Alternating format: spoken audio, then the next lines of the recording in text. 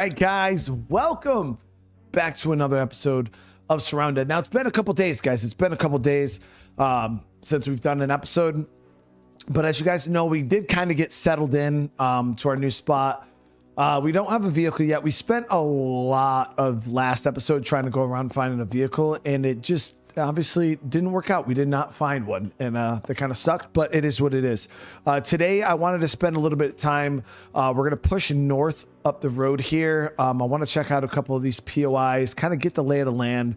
We really need to get a GPS, but we have not been able to find one yet. So we're going to push up north here. We're going to try to hit some of these POIs. We do have some decent storage now. I actually want to place this tent too.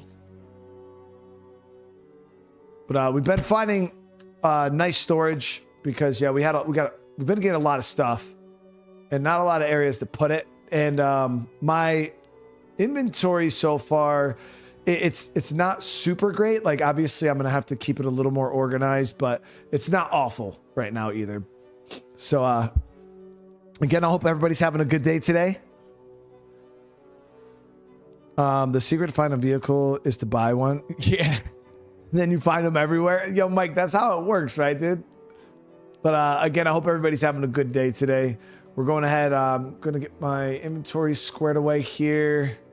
And then we're going to head out. I want to make sure I have space. I'm actually going to keep one of these splints on me just in case my damn leg gets broke again.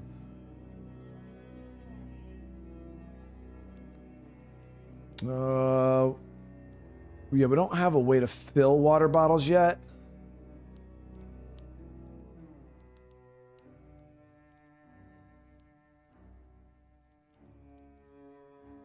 All right. So yeah, here.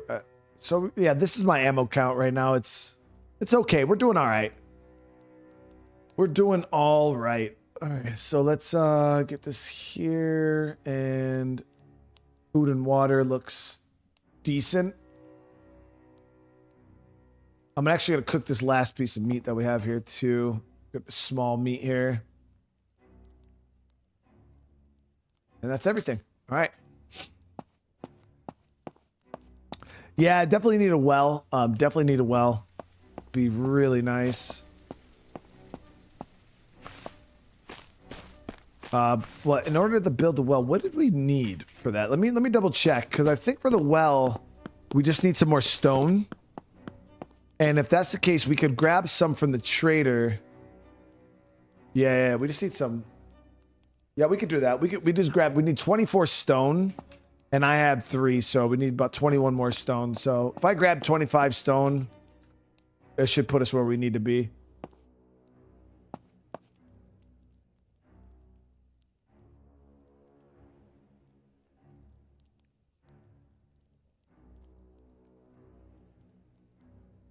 Frozen.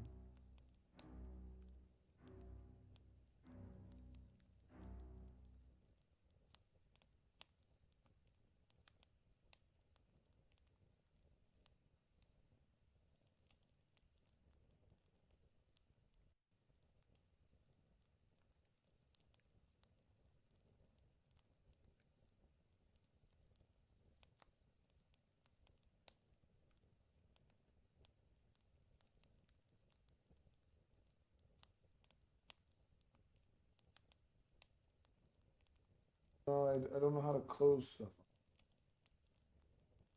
Can you go tell Vito I said to close your Minecraft again?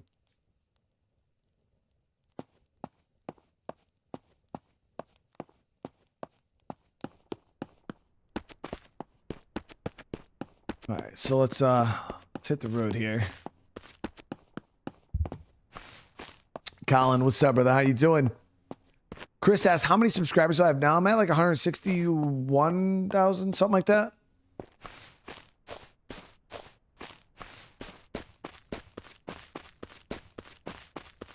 So I was actually contemplating turning the zombie count down to the 2 that the Nightmare Zone actually calls for. I upped it to almost 3. There's been a good bit of zombies for sure. I think I'm gonna probably keep it the same though. I thought they were coming at me. I was like, damn, that was far.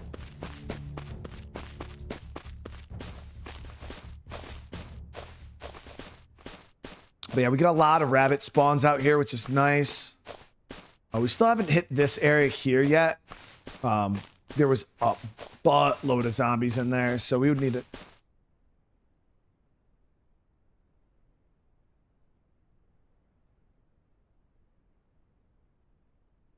He doesn't know how to...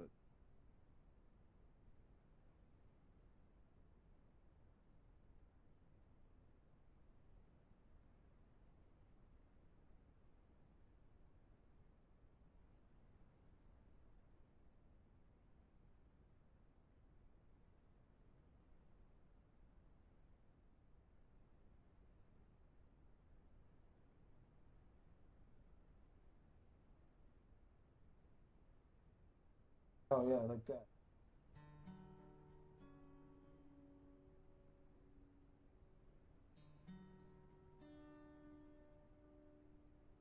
Now it should load. So if it freezes like that, then do that and then get rid of it, okay? You're welcome, baby. Yeah, so inside this truck stop, there's quite a few zombies. Let me see here. Oh, no, didn't want to do that. Look at it, right there. There's 4 freaking sprinters right at the damn entrance. There's a lot. There's a lot for sure. So we've been relying pretty heavily on melee. It's been working out quite nice.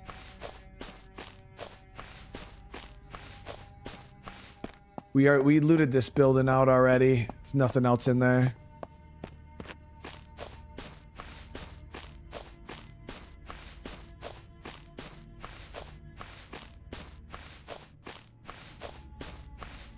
Chris with the super chat, brother. Thank you, man. Congratulations on your achievement, subscribers, and keep up the excellent streaming. I appreciate you, dude. Chris, and I hope you're having a good day today. For real. Sorry, guys. My daughter, she's having Minecraft complications. So she needed my assistance.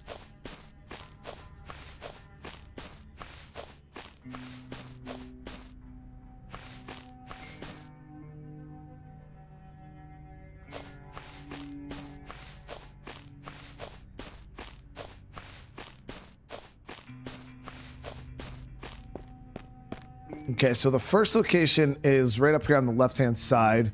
So as soon as we come around this bend, there should be the POI right up here on our left. It's weird. In the old house, your fam would approach you from the left side. Now you're right. Still not yet. Yeah. So many years of them. I don't know. It's still not. I'm still not used to it. I'm used to it being a wall right here on the side of me.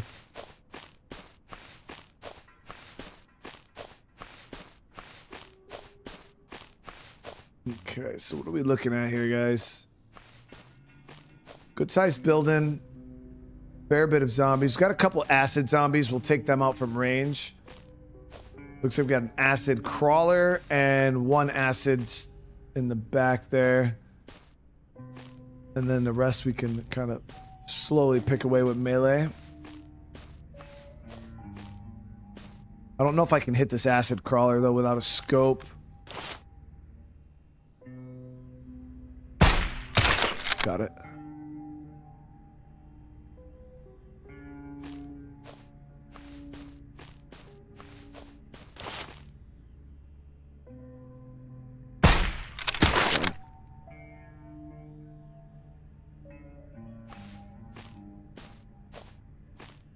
Yeah, I saw the acid zombies I can see.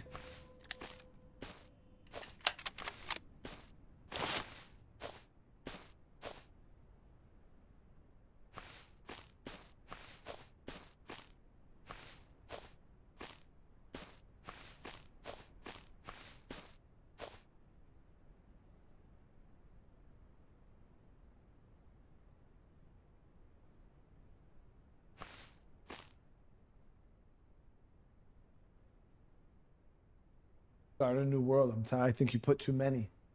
You glitched it.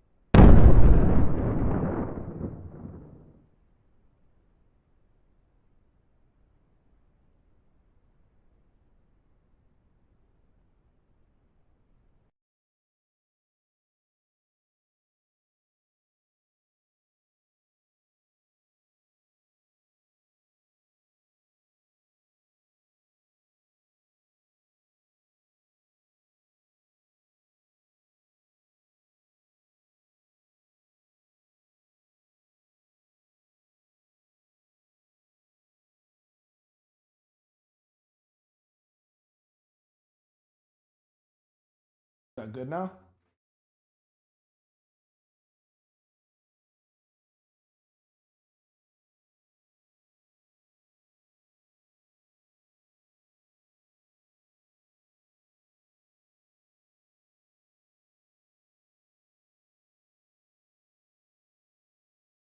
Why is your iPad so slow?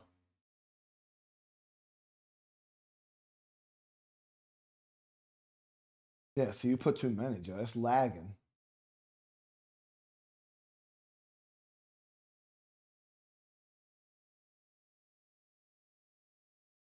Yeah, because you put too many. You got 2 frames. It's just too slow. That's why I told you you got to start a new world. My daughter's over here playing Minecraft chat on her iPad. She literally set up 600,000 trip lasers. I guess they have trip lasers in Minecraft she's playing here. And now her game is like 2 FPS.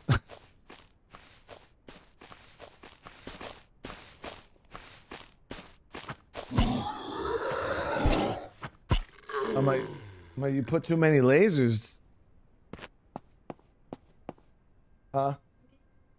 Is it starting to get faster? Yeah, see? As soon as you start, I told you just had too many lasers down. You breaking the game. So let's slowly just start pulling these guys.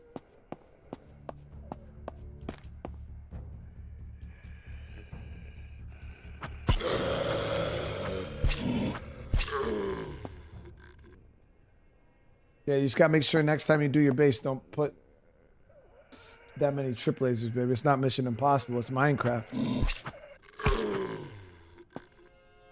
Huh? Yeah, lag a lot. You'd think fucking Tom Cruise was coming in, chat.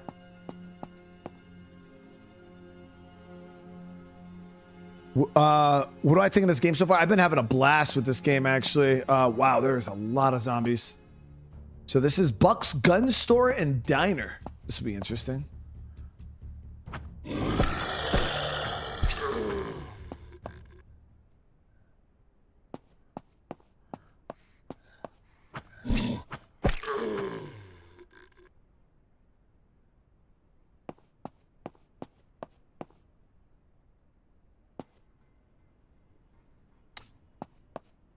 So we want to do this smart. We kind of want to pull these, obviously, little groups at a time.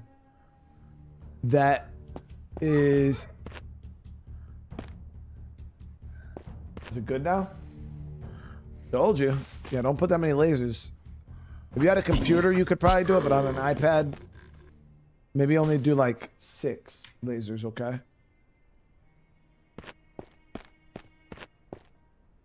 This game does not have co-op right now. I think it's on the roadmap though.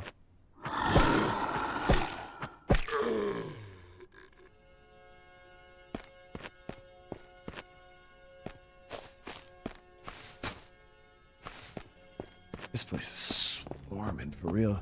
I do have a grenade. I might try to get it into that big group right there, standing at the door. Lori, what's going on? How you doing? Let me see.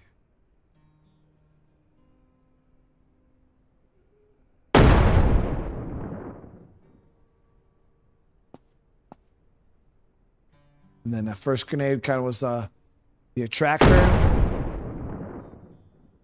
That one was the killer, chat. There it is.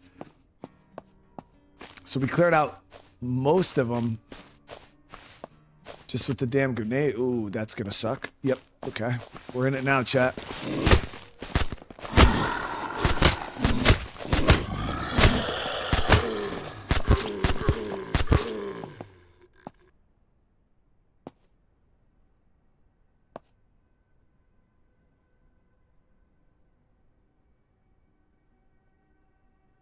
Yeah, 2 beds attached together.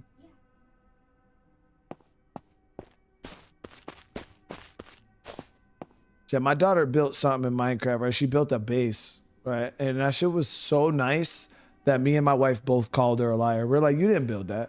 And she was like, yeah, I did. I was like, Crystal was like, build another one. And she really did.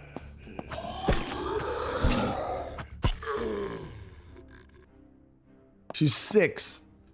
I was like, it's impossible that you built this base. It had like she had like grass like on the building. It was like this all white concrete build. It was super nice. She had all decorated all nice. I'm like, there's no way in the world that you built this at your age. She really did.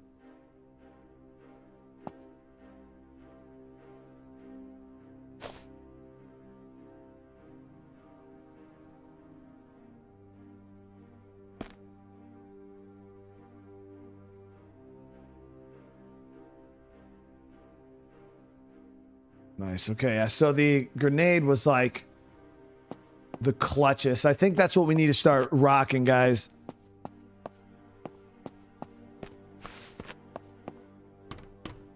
We need to start rocking explosives because it's like we could use a noisemaker, something to kind of bunch all the zombies up, and then once they're all bunched up, then we just hit them with like a pipe bomb. Or again, I think we can craft pipe bombs.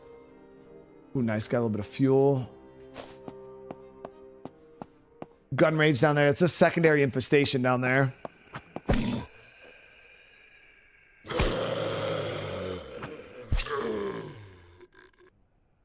That means there's a primary and probably in this building here.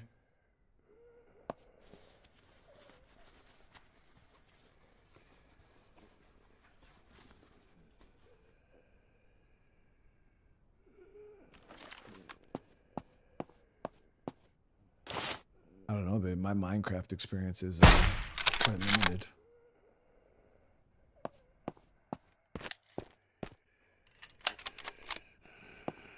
I know how to dig up the dirt and put it back down. If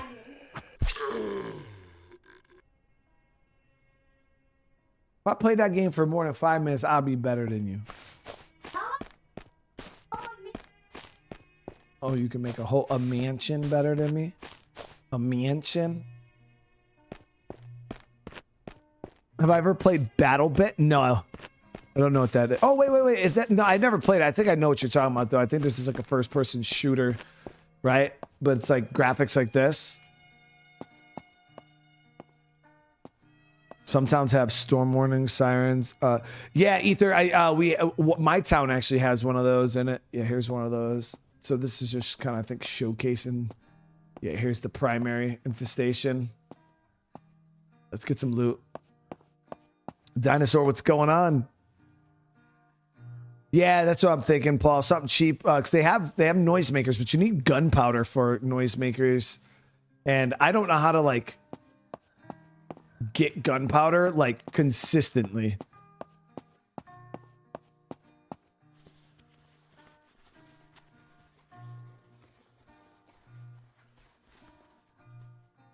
Nice. We got some decent bullets there.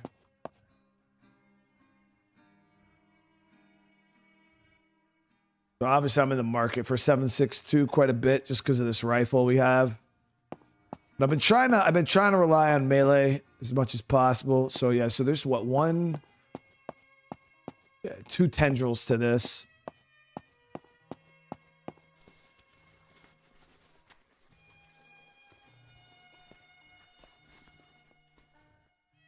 Shotgun suppressor, that's nice. We also got 12 gauge shotty ammo, that's huge. Okay, so this gun store has actually been pretty generous bullet wise.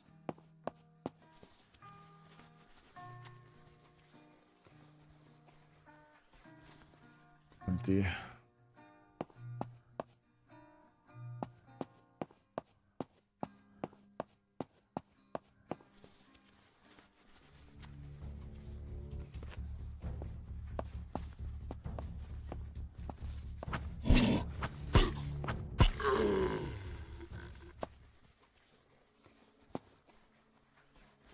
Nanya, how you doing today?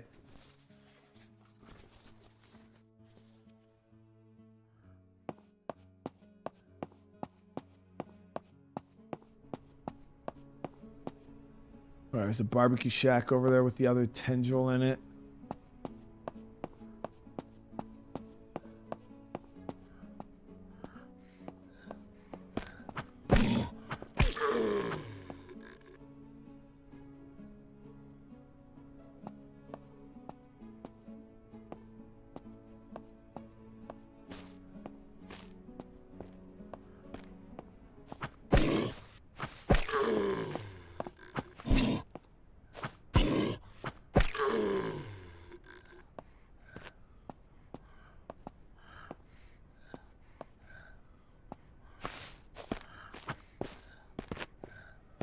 just walk straight through the picnic table. He said, screw it, dude.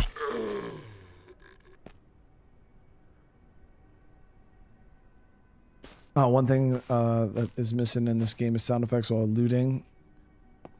Oh, like moving stuff across the inventory? Yeah. They have like the going through the stuff sound effect, but... Got another tent for storage.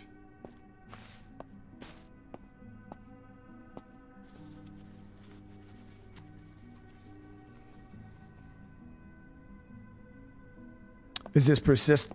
What do you mean? Like does the maps?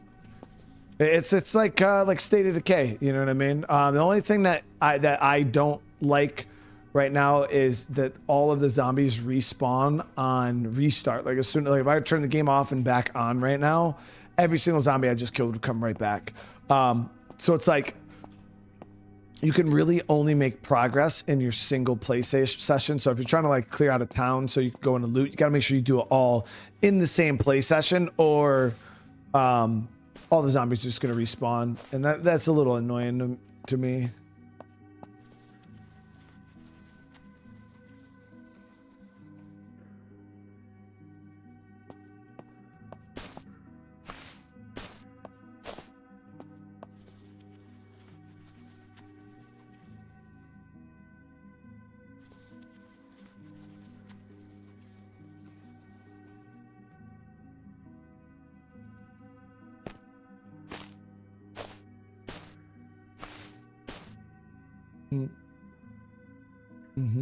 Got a lot of tents.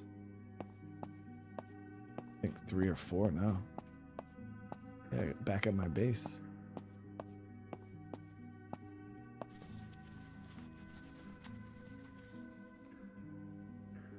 Dan, yeah, today's been a pretty decent day so far. Nothing has broken or gone wrong. The people actually showed up to cut our grass today, so we're gonna see how that whole thing goes. Not sure how the arrangement's gonna work out. But hey, I'm not gonna... It's a big lawn and they charged almost no money, so I was skeptical. It's like one of those too good to be true type of things.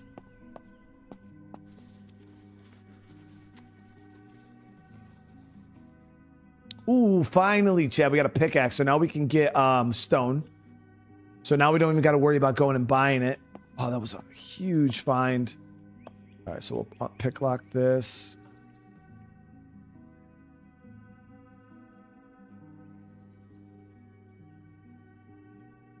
Yeah, I didn't know if the people were just giving us a good deal or if it was, you know, you get what you pay for kind of thing.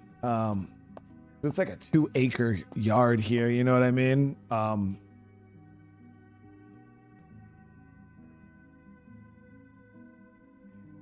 And I just, yeah, I couldn't believe how little bit of money they asked for.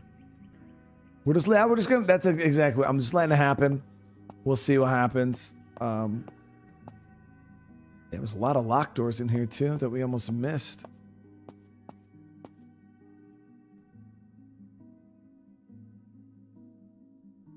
So we didn't find anything great or like life-changing in here. We did get a bunch of ammo. I had a safe. Got another level 0 key card. I still don't know exactly what the key cards are for.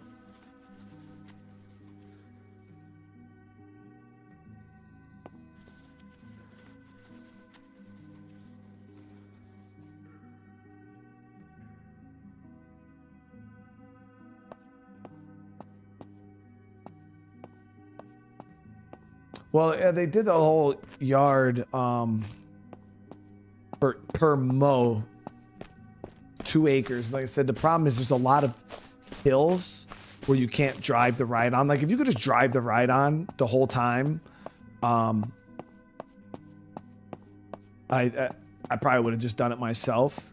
Really, I don't know, because I would have had to go buy a ride on at that point. But they wanted $150 to mow the whole entire yard. And I think that's with edging and cleaning. So we'll see if it's actually decent.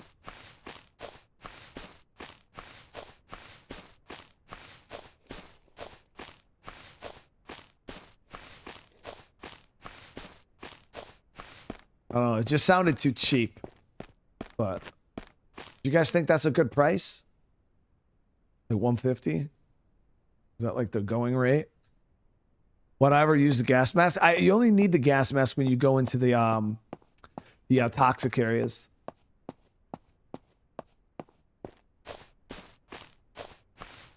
Well, that's what I'm thinking. 150 for 2 acres. It sounded too good to be true. Type price. So that's why I wasn't worried about it being expensive or anything. No, I was like, I mean, it seems like a good fucking deal to me. I was just worried that it's like too cheap, and I'm gonna get what I. Paul said, "Damn, I charged my parents more than that in the '80s, dude." Yeah, so I just hope it's not one of those you get what you pay for type of deals, but we'll see. Like I said, we'll see.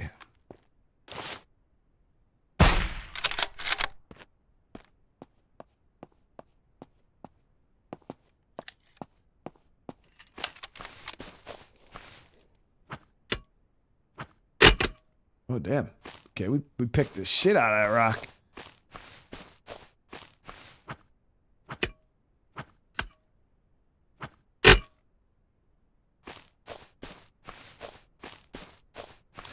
I paid, yeah, we had a little less than an acre on my other property. It's like 3/4 of an acre. And we paid 50 a mow, but it was relatively flat. Like you could drive the whole thing on a ride-on mower in like 10 minutes. This will probably take them hours, chat. Talking fucking 4. I would estimate 4 hours.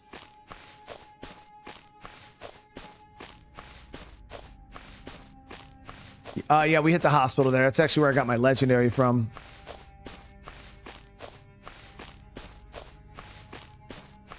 So does anybody know in this game if you can like mine gunpowder?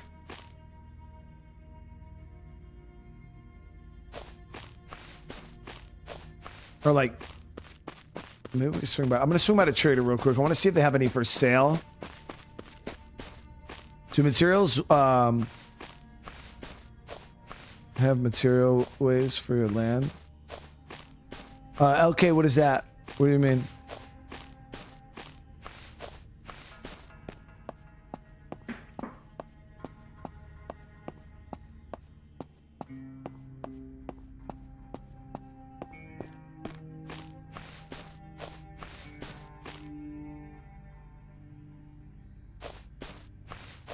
Oh, rights? Yeah, it's like when you buy, I mean, at least in America. I mean, yeah, as long as you're not living in like a weird ass community with like HOAs and shit. Yeah, it's my land. My land is mine.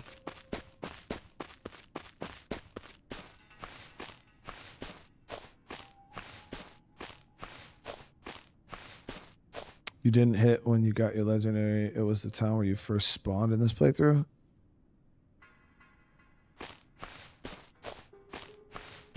Wait, so I didn't go on top of the hospital in this playthrough?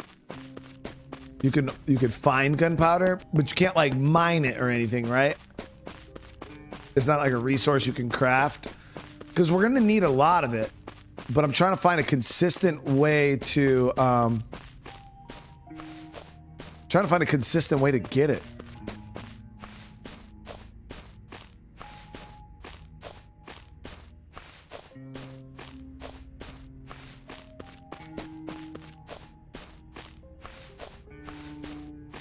Oh, I got the legendary in the other playthrough. Okay. Okay, I'm tracking. I wonder if that case is always there, though. Like, if it's a guarantee. Or if it's like RNG bars.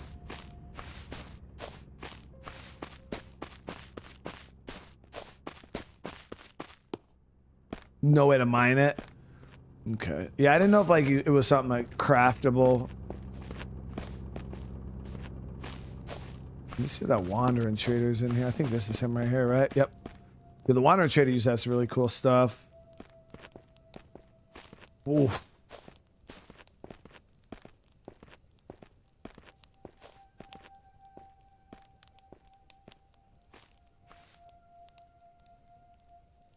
Why you in my business? Why you worried about what's in my Reese pack?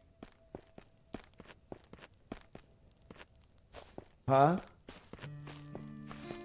Look.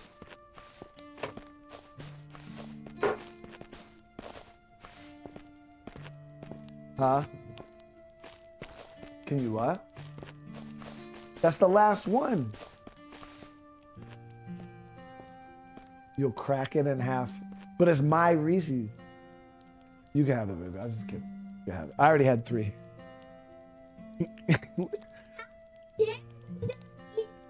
They're mine.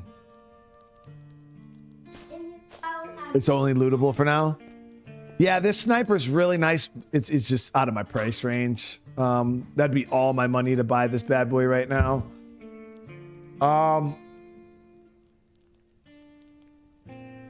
My daughter's over here cussing me out for eating my own Reese's, chat. It's crazy, right? And I was thinking of grabbing this ACOG though for the hunting rifle, because I think, yeah, I could put it on the hunting rifle. I need more range, so we'll throw that on there for right now. It's not a hunting scope, but it'll get the job done. I would love to get this sniper, but it shoots 300 Winchester, which I don't have any of, and it's just expensive.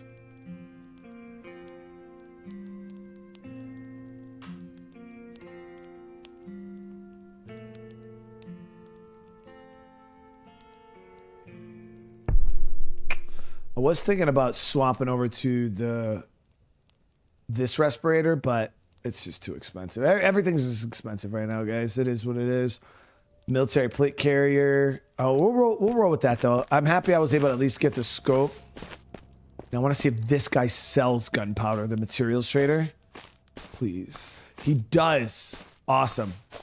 So we're gonna buy all of his gunpowder. So this is probably the most consistent source of gunpowder. Then would probably be from traders if I were to take a guess. But now we don't have to worry about buying stone from them.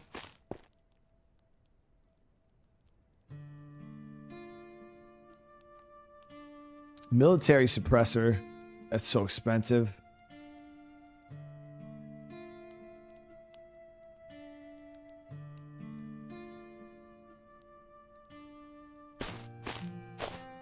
At some point we will upgrade our backpack. I just feel like we don't need to do it right now. You know what I mean? This game's on Steam, Stuart. Yeah, it's on PC, on Steam. Let's eat and drink real quick. I should fill my water bottles while we're here too.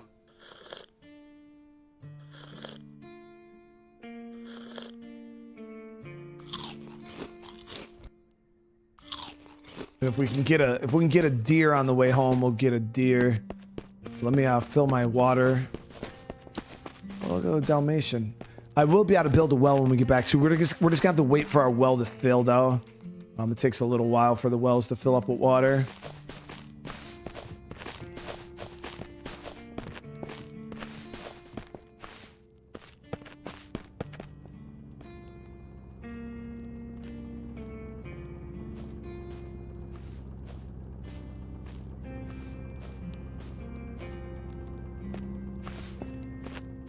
Probably should sell some of this junk instead of bringing it all the way back to base. Yeah,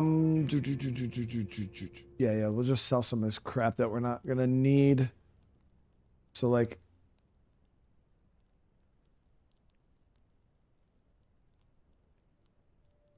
sell this.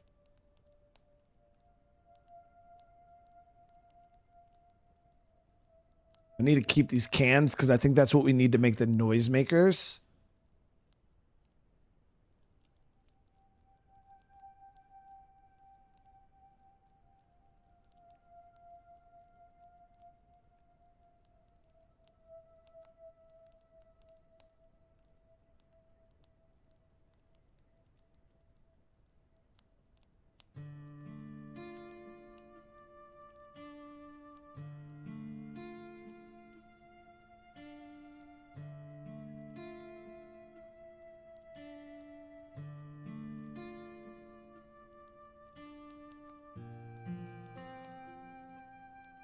Oh, we're golden. It can be looted from military crates also. Yeah, though he had a rangefinder. I don't really need a rangefinder though. I'm good on that. I've already figured out the range on this game pretty good. There's no bullet drop, so it's irrelevant. The only thing rangefinder will help you with is like the damage fall off range. But most of the zombies I shoot within the fall off range anyways. Like for instance, this rifle, I think the fall off range is 103. Let me see. 93 on this one actually. So we just got to make sure if we are going to shoot a zombie, we're shooting it within 93 meters. Which we don't need a rangefinder for that. I will get some venison though. You a whole bitch.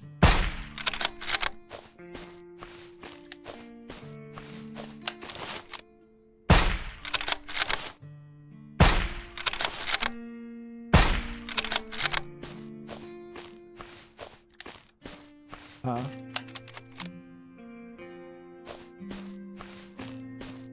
You got your own table and chairs?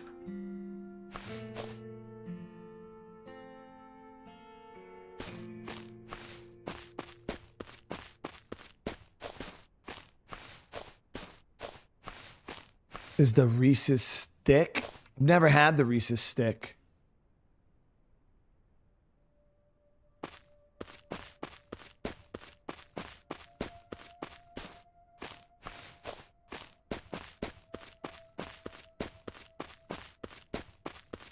Getting dark AF outside. Do I not have a... I swear I had a flashlight.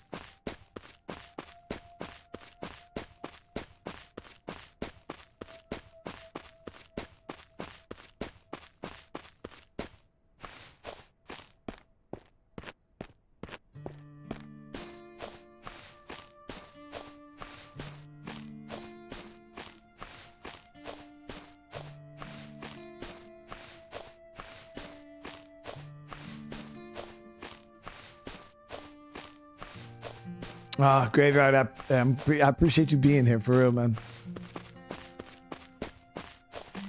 So in the morning, we'll go see if we can hit that hospital. Depending on the darkness, I mean, I guess we could hit it tonight too. Kind of just depends on how dark it looks and how many zombies are outside of the city.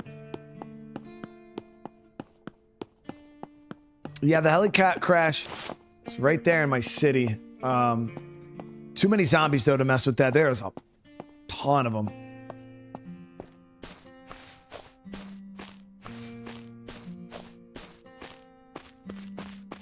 Yeah, the Dune game, it felt like a lot like an Ark or Conan. It felt more like Conan Exiles to me. I think somebody even said that it's the same. Did somebody say it's the same developers? Like that made Conan Exiles is the one that made the Dune game. I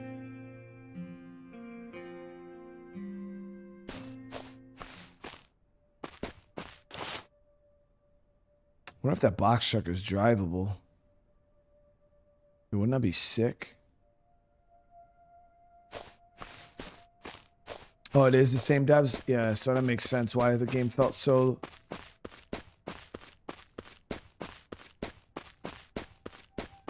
so familiar.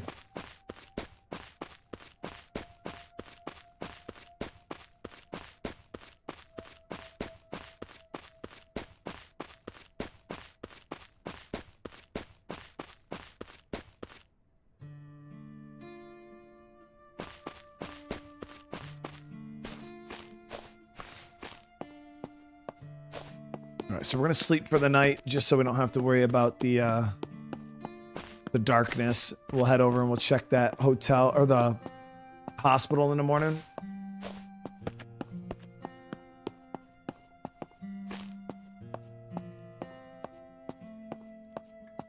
Oh, I'm pretty sure the end game is definitely peaking now. There's so much gear and stuff like that for end game. The early game was definitely way more limited, but that's how a lot of those games are. I can't see shit right now.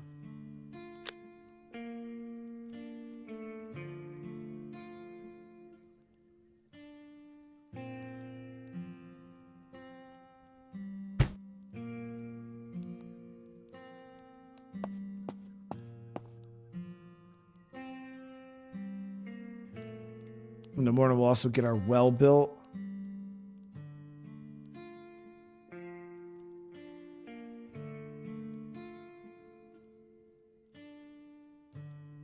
And I'll start organizing my inventory a bit.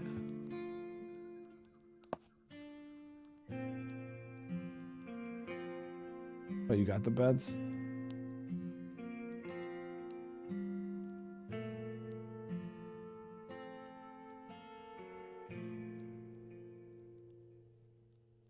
Damn, I didn't realize we spent that much money.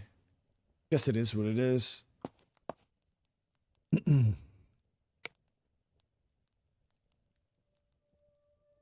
From upstate New York, have you ever heard of a glacier hot dog? The red. No, I don't. I've never heard of that.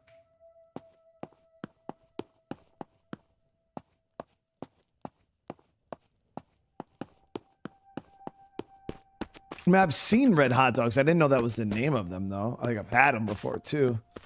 I didn't know they had a name, though. I thought they were just the red hot dogs. Damn. Okay, so one of the things we could check out real quick. Let's see what the crafting requirements are for the noisemakers, and we'll see what the crafting requirements are for the explosives.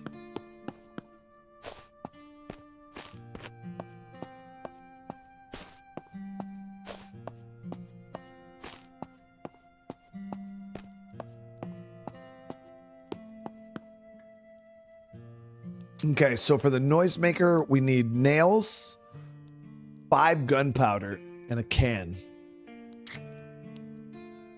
And then the pipe bomb is scrap metal, electric wire, 12 gunpowder. Man, that's a lot of gunpowder, dude.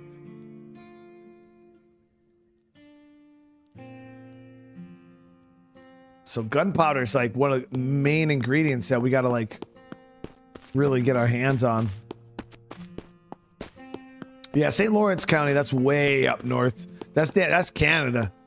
Jeff, that's Canada, dude. That's another what, 2.5 hours north of even where I am. I'm more central New York.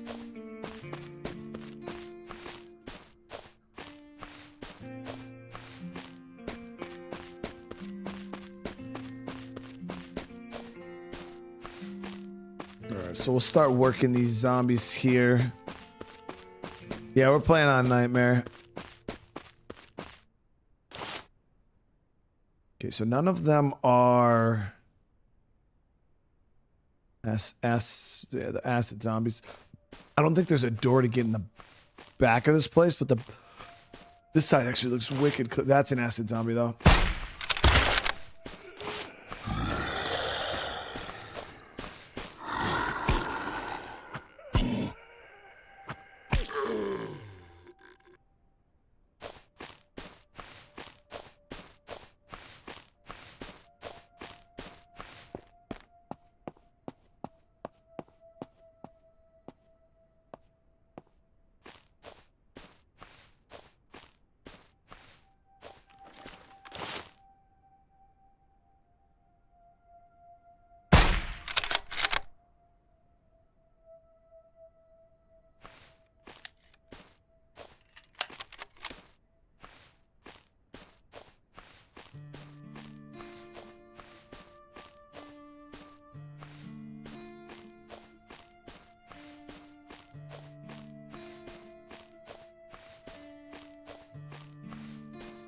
That's where you grew up? Dang, dude, that's way up there. Yeah, I was stationed up there when I was at Drum. We're up there. Oof.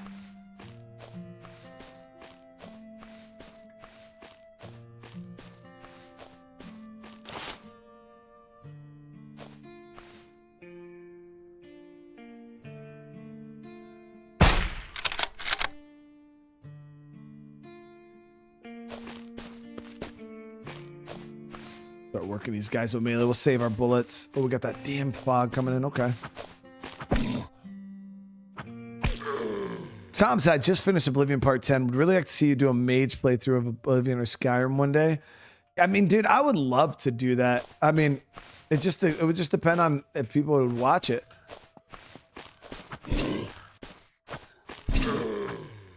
Because, yeah, I mean, it'd be fresh enough for me because I don't really play mage in anything. I don't know about a playthrough of Oblivion. Maybe Skyrim. We might be able to get away with Skyrim because we obviously are just now playing Oblivion. So trying to do another playthrough of that would be pretty rough.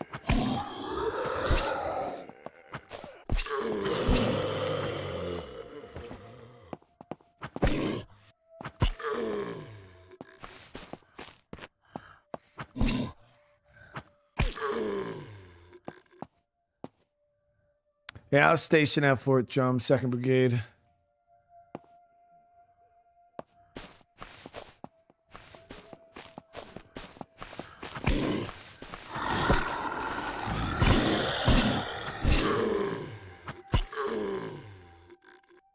So when I first got out of high school, I joined the Marine Corps. I served for the Marines 2006 to 2010. And then I did the rest of my time in the Army. I had a tiny little break in service, and then I went back in and joined the Army. Because back then, that's actually when they were doing the drawbacks, and the Marine Corps was not accepting prior service. And, well, they weren't accepting prior service for active duty. You could go into the reserves, but I needed active duty. Obviously, my wife just had our son. We were super poor. I was like, dude, I need active duty. I need those bennies. And the Army was the only branch that was willing to take me prior service, active duty. I had to change. I had to change my MOS and stuff like that. But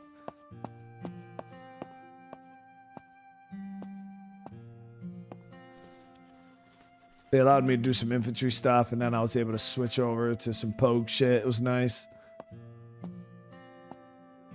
Part of Ubisoft's roadmap for AC is remake, supposedly Black Flag.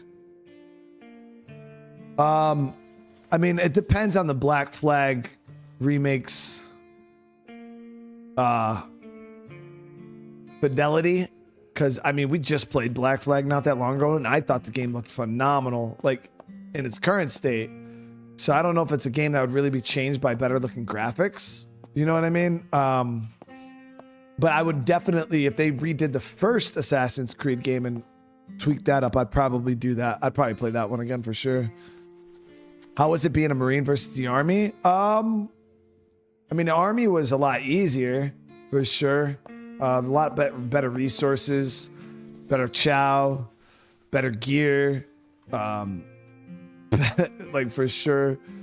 The Marine Corps has a lot better training though. Like for sure. Like everything you do in the Marine Corps, even though the gear and equipment's dog shit, the training is top notch. So, but yeah, the Army was a way better, way more chill experience for sure than the Marines. But for me, it was crazy because when I got into the Army, just in my unit alone, it's crazy how many prior service Marines join the Army. Like it's crazy, and I think it's really common because the Marine Corps, there's time and grade requirements. For those of you guys that served in the military, you might know what that means. But for those guys that haven't served in the military, time and grade means you're locked into like when you want to like re-enlist, so do more time in the military, you have to hit certain milestones. Like if you're a sergeant, right, or like say you've already served 4 years, like you can't even re-enlist unless you're a certain rank. And that's the same thing with like E5, E6. Like as soon as you're like a sergeant, if you're not like an E6 like staff sergeant by like 8 years or something like that, like you can't re-enlist. Like there's all these like restrictions that are in place. So a lot of guys in the Marine Corps, because the time and rank, time and grade requirements of the Marines are so strict, a lot of guys get ranked out. Like they just can't progress fast enough, and they end up getting, what the hell is that? Water purification tablets. First time I've seen those. So a lot of guys can't make rank fast enough, so they end up getting out. And a lot of the guys that I spoke to, like just in my unit alone, there were 7 of us just in my one single unit my company, not even the whole unit, my company, Elf company. We had 7 prior service Marines. I had 3 counting myself in just my platoon alone, my platoon sergeant, and then my when I first got there, my team leader or my squad leader, he was both of them were prior service Marines. Yeah, there's a lot of guys that go from the Marine Corps to the Army. I didn't even know it. So the weird thing is, it's like you're held to a different standard. Like, even though it's like as soon as your first sergeant say, "Oh, you're a Marine," you're like, "Yeah." They hold you to a different standard. So it's kind of sucks. You know what I mean? Because it's like your uniform's a little not squared away. We're like, "Well, what's up, devil dog? Come on, Marine." Like, you know, and I'd say, "Bro, I'm not in the Marine Corps anymore. Leave me the fuck alone." Like, you know what I mean? It's just like, "Come on, devil. Come on, Marine. What's up? You should be the first one done. You should be the first." Like, and that's just how they treat you when you come from the Marine Corps. Which I was okay with it, you know what I mean?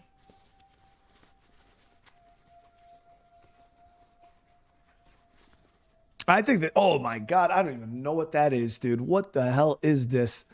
The Crusher. 7.62, 62 damage, 60. It's actually lower damage than the gun we have. It looks fancy. It's got the ACOG here. Use ACOG special name for the special named sniper Leche, whatever. I don't fucking care. Let's grab that for right now. I'm not gonna use it. It's not better than the one we have. There are rumors of 1 or 2. I mean, I don't think it says. I mean, all of like AC2 could and like AC1 and like the Ezio trilogy. Like, I could see them maybe trying to remake them or remaster them, but I don't think it's necessary.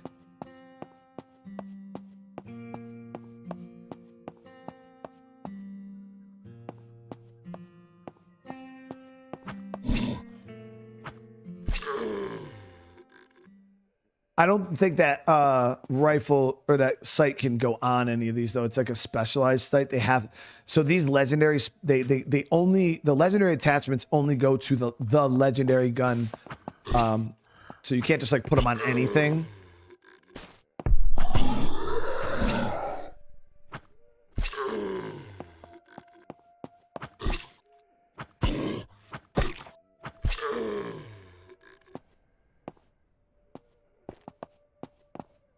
What about the Navy? I mean, listen, guys. Like, realistically, all branches of military suck balls. Like, they all suck. They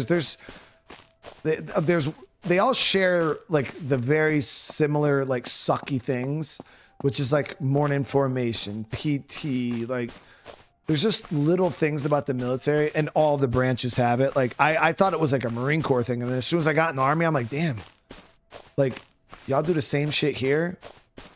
Like, this is an example of dumb military shit. You ready for this? And those guys that served will know exactly what I'm talking about. So the military, the Marine Corps specifically, is very big on uniform. Like everybody has to be in uniform, which means everybody looks exactly the same. So I thought that was so stupid because like some people have different cold tolerances than others. Some people have different hot tolerance than others. So when I was stationed in Fort Drum, obviously it's cold as hell up there. It's upstate New York, chap. Talking wintertime, you can get negative 20, negative 30 degrees. So PT formation, our first sergeant would come out, okay, and it'd be 5 degrees out, and you'd have 3 or 4 guys not show up with like their PT pants or their beanie.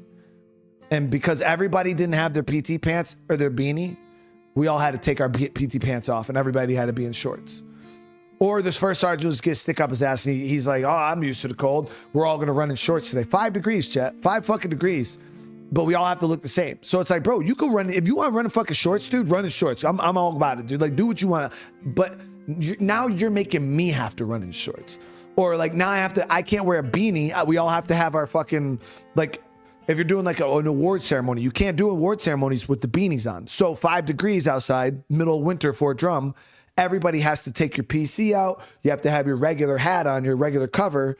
You can't wear your beanies. Why, bro? It's cold. Like, it's fucking freezing outside, dude. Like, let us wear the, it's just, it's stuff like that that just will get under your skin. You're like, bro, this shit makes no fucking sense. Like, it is cold. Like, what are we doing right now? It'll be pouring rain outside the Marine Corps. You can't have an umbrella, so you're just standing in the fucking rain, dude, just getting pissed on. Absolutely soaked. Can't wear ponchos in formation. So, yeah, there's just dumbass rules like that. Can't put your hands in your pockets. So if your hands are cold, like usually, you know, normal people, they just put their hands in their pockets. Yeah, you can't put your hands in your pockets. It's against regulation.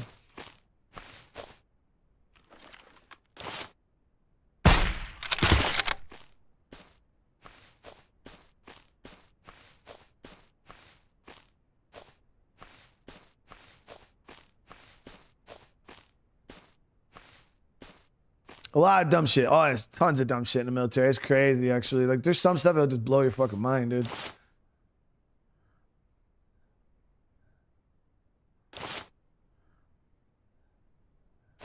Like, when I was in Afghanistan this last time, we had this pogue-ass fucking first sergeant, who, I don't even know why, but I got sent to, I was originally at Sharana, in Patika Providence, Afghanistan.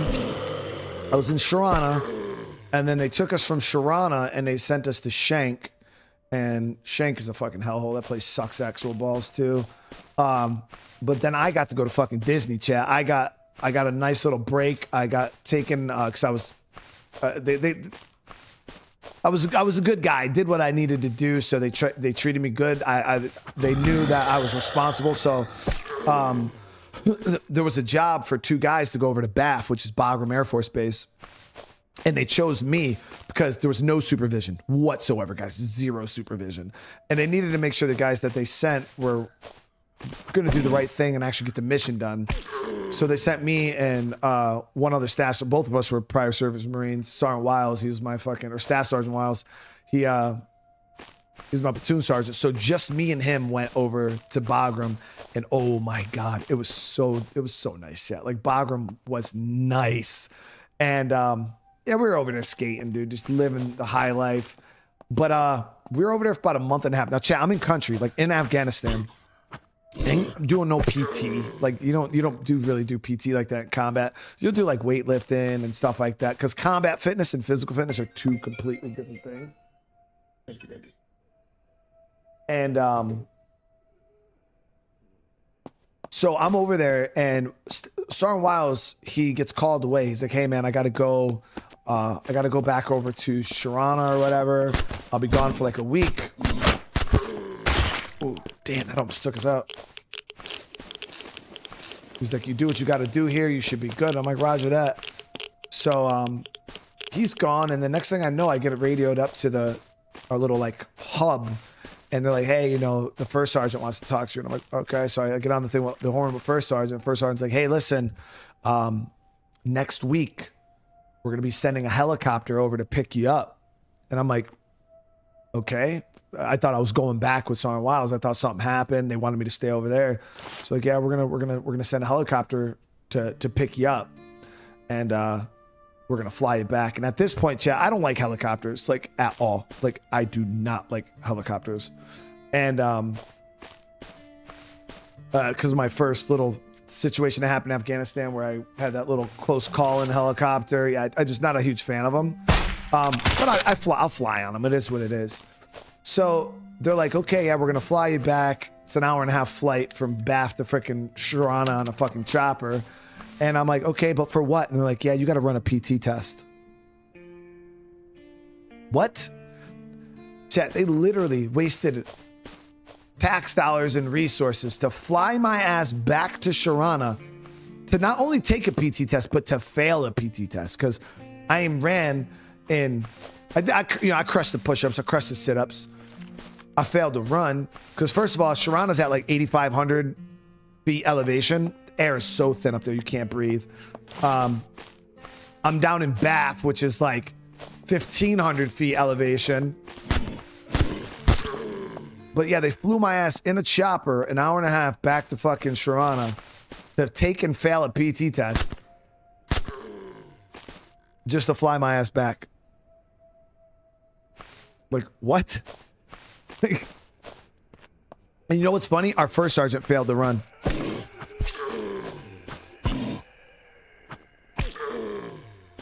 Yeah, our first sergeant failed to run. I think like 70% of the people failed to run just because the elevation was just fucking people up. But our first sergeant failed to run and then said that the PT test, all of a sudden it didn't count. That he was just doing it to make sure that everybody was staying physically active. That's all he wanted. I'm like, bullshit, motherfucker. The only reason why this damn PT test didn't count was because you guys failed, dude.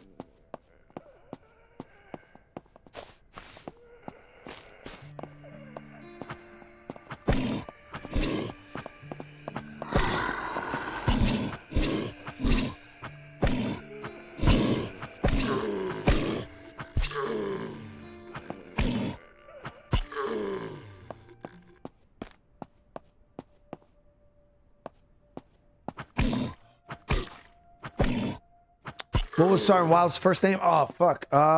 Shoot, I'd have to ask my wife. I'm terrible at first names. Military, it's strictly last name basis. I don't know a lot of guys' first names. You just know them by the last name. Like when I was in, everybody just called me Menard. Like it was always weird to hear my first name. I remember when I'd come home on leave and people would call me Brian, and I'm like, bro, who the hell are you talking to, Brian?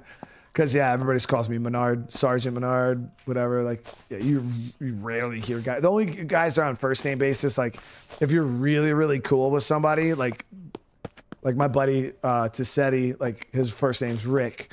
And I would call him Rick, but...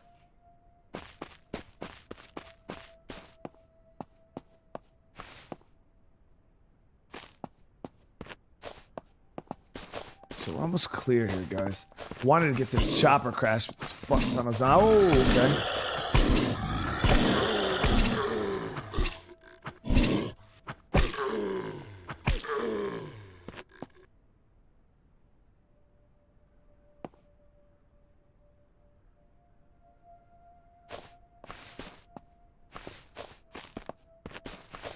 Hey, Jamie, thank you so much for the gifted membership, dude. I really appreciate it, brother.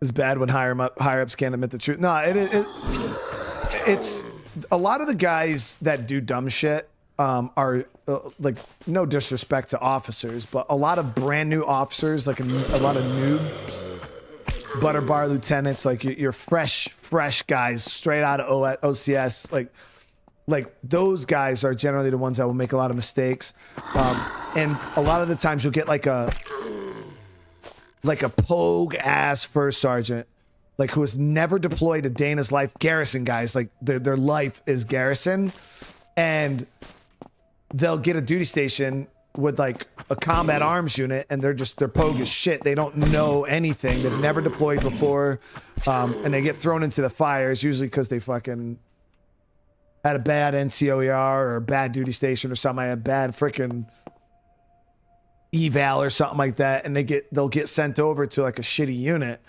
and then they get stuck with us.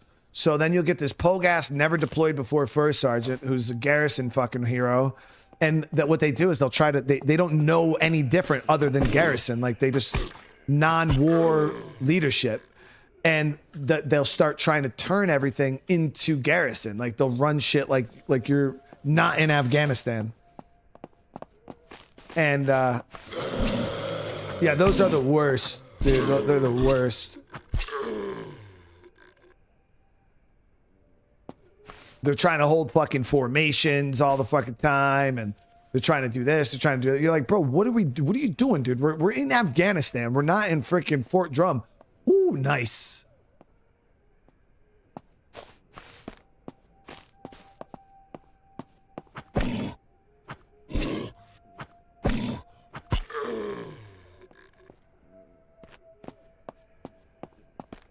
Shit, you get some butter bar lieutenants, man. I'm like, the one thing I noticed when I got to Bagram, like it was bad, is because a lot of Air Force guys, a lot of super pogues on Bagram, and when I got there, I like walked past like a lieutenant was like, how you doing, sir? And he's like, hey, come over here, hero. And I'm like, well, fuck, dude, call me hero. I already know I fucked up. I'm like, what's going on, sir? He's like, so you don't salute anymore? And I'm genuinely confused. I'm like, what are you talking about, sir? So you forgot how to salute? Your arm doesn't work or something? I'm like, sir, we're in a war zone. Like, sniper check. Like, what the fuck? You want me to salute you in a war zone? And he's like, yeah, we don't do things like that around here. Like if you see an officer, you salute. And I'm like, Roger that, sir. Like, okay, like, fucking idiot.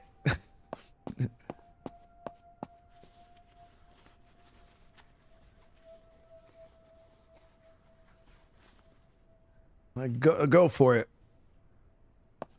Go for it, hero. These dudes, I'm telling you, Chess, some of the shit these dudes, man. I'm like, bro, you had no friends in high school, dude.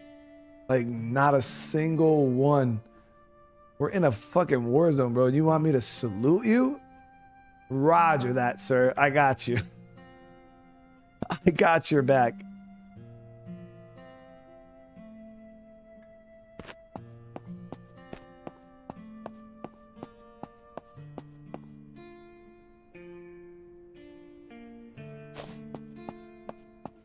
Okay, so yeah, we got this shopper clean. That wasn't too bad. I think we might push over. I want to hit this building here. There was some really good stuff in here. First time around, we got to be careful because there is a boss zombie in this area. But the problem is a lot of these dudes, like I said, a lot of these officers, a lot of these, they've never left the wire. They've never even been out the base. So it's like, yeah, they deployed. Guys, I can't even tell you how many fucking, like combat arms first sergeants and NCOs and staff sergeants, like staff NCOs, non-commissioned officers. These guys don't leave the fob. Like they'll be in Afghanistan, chat, but they don't leave the fob. Like they're over there just to get a ribbon and come back and become like a fucking command sergeant major or whatever the fuck they want. They're just there for the paperwork, chat. Like no bullshit. Like I can't even tell you how many guys are in country just for promotion reasons. Like that's it. And they are terrified. Like if any of them ever had to leave the base, dude, they would shit their fucking pants. So like a lot of our LTs and stuff like that, they would just send us out. They'd be like, oh yeah, you know, you guys got to go to this village, do this. Like we had one LT, he ran our whole deployment from an office. Like the dude never left the base, not a single time. And, he'd go over mission plans with us and stuff like that. And I think he left one time. We went on a patrol, but it was like to one of our nearby villages that were like right outside the fob. It's like a 15-minute fucking walk. And he had went there when we had to do like this command brief with the village elder and all this other stuff. But there was like our command sergeant major. There was like a bunch of like super crazy higher ups that went on this freaking this patrol. And he like went out on that patrol. But other than that, like never once went on a single combat patrol in his life. There've never been anything. But yeah, they go over there. Baby, do you like that book pack? Do you like that one? You like that one? I don't like that one. I don't. Of course you like that. So you would wear that one? But what if the zombies grabbed it?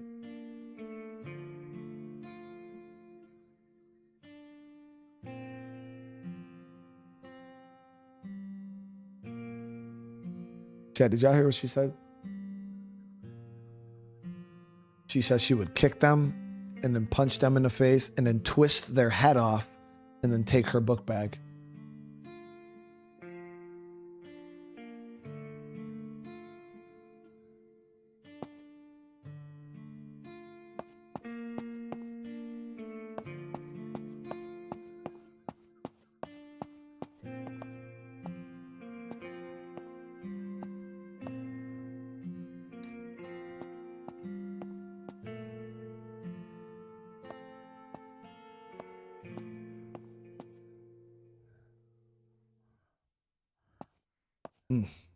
But yeah, guys, again, like I said, there's nothing, like everybody has a role to play. You know what I mean? So it's like there's a lot of guys that deploy to Afghanistan and they don't go on patrols. Like that's not their job. You know what I mean? Like if you're a fucking mechanic, like, and you served in Afghanistan, there's no shame in being like, yeah, I never left the fucking wire because that's not my job. Like I didn't sign up for that. You know what I mean? I wanted to fix fucking trucks.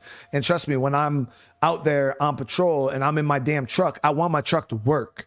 You know what I mean? So if there's guys in country that, and their job is there to fix my truck or fix my AC or cook the food, because I promise when you come back off a fucking 72-hour patrol, right, and you're starving and all you've been eating MREs for the last 3 days,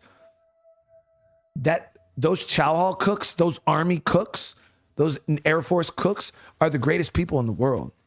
So I don't know why, like, and I think it's just because they didn't serve in combat. So a lot of these guys that never served in combat, like, feel like they're not good enough, or because they didn't get shot at or shoot at somebody, like that they're like less of a soldier. And it's like, nah, bro, we all have a fucking role to play. You know what I mean? And you fulfilled your role. Like, that doesn't make you any less of a service member. You deployed, you were still in country, which bases get attacked all the fucking time. But a lot of guys, but it's those guys that try to play hero, like they did all this shit when they were in country, and it's just like, bro, you didn't do any of that, bro. Like, and that's okay. Like, but the fact that and that's a lot of these guys, you'll meet them. Like, I try to tell guys, like, you don't have to do all this stuff to be like a good soldier or honorary vet. Like, if you were a fucking cook, dude, like you served in the military, you did your time, and you were in a war zone cooking food for people who fucking needed it.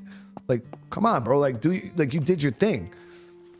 Like, you don't got to be this badass war hero who got shot at and did this, and got blown up and all this other stuff. Like, that shit isn't for the birds, dude. Like, if I could go back and do it all over again, dude, I'll hella be a fucking cook, bro. Dude, I would have cooked my ass off, bro.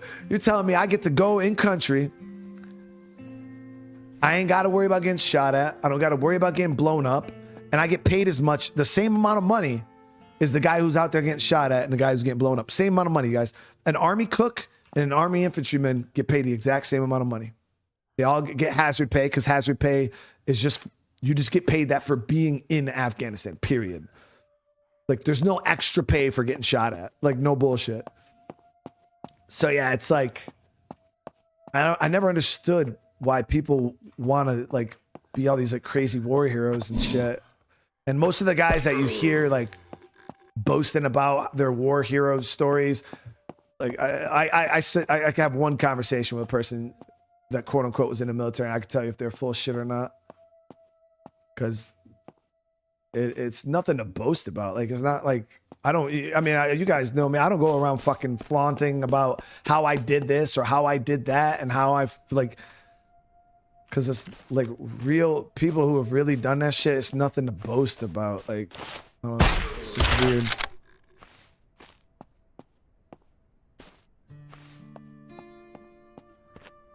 And my thing is, it's like a lot of the guys that were like the real fucking heroes, dude, guys who really put in work, like those guys didn't come back, man. Like, either A, they didn't fucking come back, or they came back in a fucking wheelchair or missing an arm or a leg. You know, those dudes, those are the real heroes, man.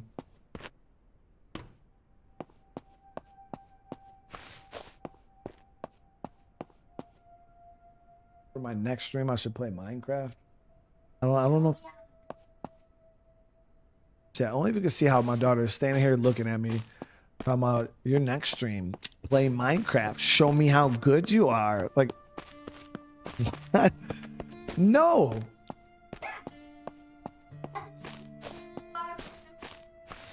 No. I built this. Look, I'll show you my base right now.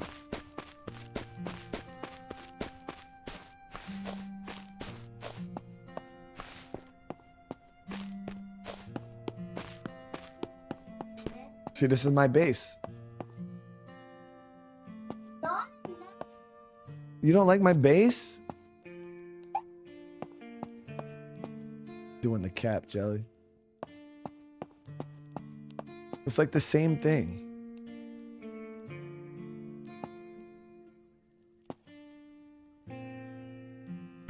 Oh, I put that backwards. It's a dresser.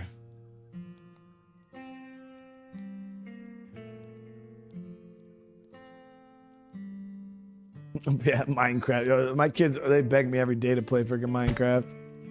Chad, you know what's crazy? I almost did a Minecraft stream. But it wasn't the Minecraft stream that you guys would probably expect or think I would be doing. And I still might do it. So, but I'm not going to give the video idea away because, you know, but just know I did have the plan to maybe do it. Look, Jelly, look how many tents I got. Yep. 4 tents. But yeah, it probably wouldn't be the Minecraft stream you guys think it would be. It was definitely, it had a very specific purpose. But yeah, I had the whole thing planned out and then I didn't do it. I forgot what ended up happening. Something else came out, something happened and I ended up not going through with it. So we got a couple of these masks here. These sell for 20 a piece, which is pretty decent.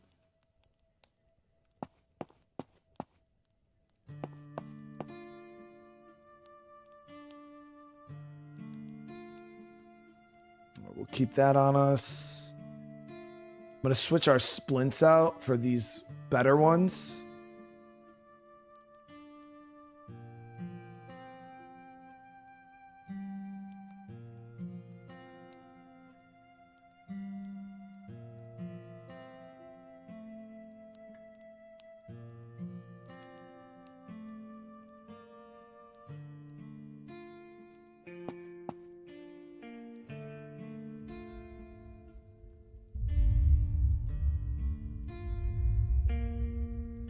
How's that noise? We do got a small tack laser here.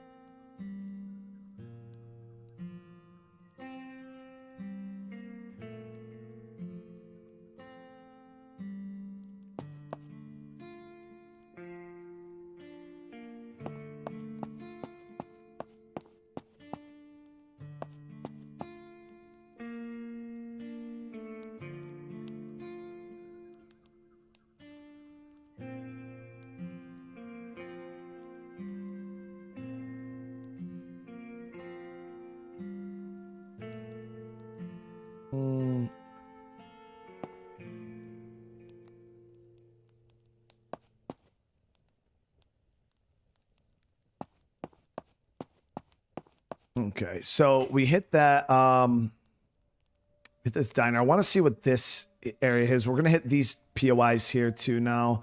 But I mean that was a good run. Let's build that well. Actually, let's build a well right now.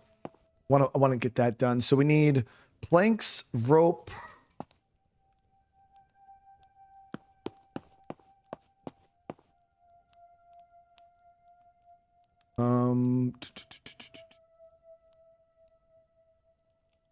Need the stone.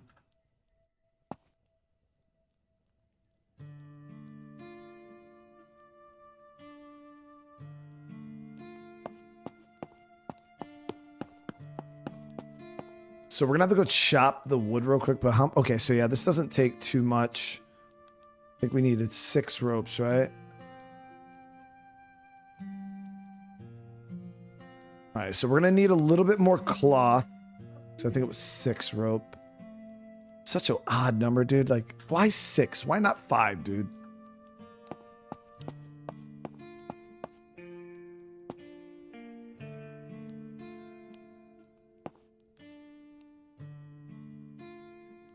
Yeah, I ended up getting, I'm 100% disabled veteran now. I ended up getting it a couple years ago. My 100%. That's the only reason why I was able to go full-time on YouTube. If it wasn't for my VA disability, I would never be able to do this full-time as a job. But when I first got out of the military, like I said, I don't talk about my service too much, guys, because like stuff that happened to me, because it's just obviously not something I want to hash, and I'm not like a attention seeker or anything. I don't care, but I've been through some shit. You know, I've seen some shit. I've done some crazy stuff that you guys probably would never expect. Because if you were to meet me now and meet me back when I was about that life, two completely different people. But yeah, I'm pretty jacked up. I hide it well. I think I do a really good job coping with it now. A lot of the stuff I've been through and I've done, but I was not okay for a very long time. Like I was really not okay. And that's why I'm so grateful to my wife, because she stuck with me through like the worst. Like she was here when I was at my worst, and she stuck with me. I'm so surprised that she put up with that, because I was nobody you would want to be around, put it that way. I was just mean and crazy. It was terrible. But yeah, I ended up they offered me 100% disability when I first got out, because I was struggling real bad. I got blown up really bad in Afghanistan. I suffered a really bad TBI, and I struggled with horrible post-traumatic stress disorder, and they offered me 100% when I first wanted to get out, but I turned it down because they say that, you know, jobs can't hold your disability against you. Like that's what they say. Like they can't hold it against you. You know, what you did in your military service, they can't judge you for it. They can't do any bullshit. Man, I've seen and I wanted to be a police officer. I told you guys when I got out the military initially, I was supposed to be a cop. And I knew 100% PTSD on my psych eval was gonna make me a liability for any department. So I said no. I was like, I don't want the 100%. I was like, because it's gonna screw me over. And they were like, okay. So they're like, well, how much do you want? She said at 80%, you know, they can still eval you or hold it. So I ended up taking, I think like 50 or 60% disability when I first got out, and it didn't mess me up. I was able to go ahead and apply for the police, and then I never even ended up becoming a cop. And then when I first got to YouTube, I started struggling real bad with work. Like I was having like real like bad like I'm bad in public situations, guys. I'm very isolated. That's why streaming and this stuff worked out so well for me, is because like I'm a very isolated person now anyways, because of the military. I don't like going into public areas with lots of people and stuff like that. I start freaking out and get real bad anxiety and panic attacks. All this other weird shit happens. It's so stupid. But I struggled real bad with that for a long time. They had me on Xanax and all this freaking medication. I was a zombie. And I struggled real hard. And then I talked to the wife, and I was like, I was having trouble at work because they had to always accommodate me. Like if I was having like a little episode, or I was just not feeling good, or, you know, if you're a truck driver and you're out on the road, man, and I start having a panic attack, you know, I'm calling my company like, hey, I'm freaking out right now. Like I don't feel good. I can't drive. I gotta pull. And my company was great. You know, like they were just like, hey, you know, just pull over, closest rest stop. We'll take that load off you. We'll have another driver come and get it from you. Just relax, spend the rest of the night there. But that started happening all the time. And it was just consistent. I could see I started becoming like more of a burden. I started feeling like more of a burden on the company than an asset. And that's when I kind of went to the wife and I was like, hey, you know, YouTube's doing okay. I was like, we're starting to grow a little bit. I was like, do you think I should like go back and get my full disability and maybe just try to do like YouTube? And we both agreed that we could give it a shot. We'll see how it works. And that's what I did. So I went back to the VA, and because all my stuff is already on my record, it was just like flipping a switch for them. I was like, I'm trying to apply for my 100%, and they just, yep, there you go. And then I went and did YouTube. But yeah, if it wasn't for the VA, I wouldn't be able to do YouTube full time. It was definitely it's definitely great, good thing. Really helped me out.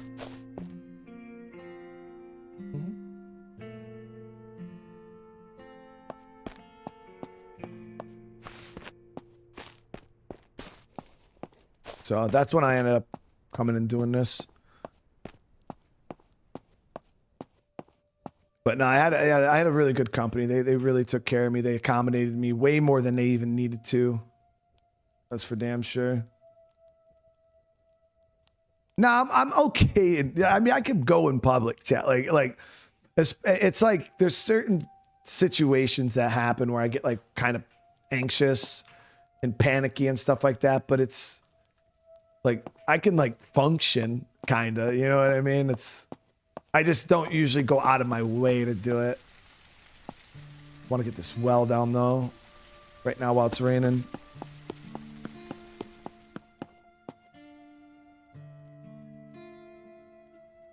And the thing is, there's guys out there who are a lot more broken than me. You know what I mean?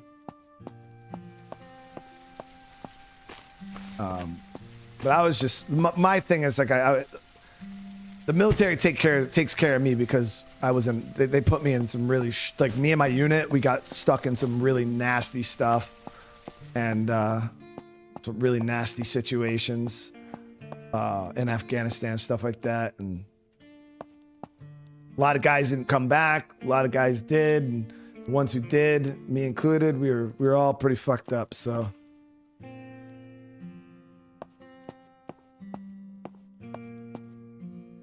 right. So we're gonna head up the road now. We're gonna let that well fill, and we should be in good spot.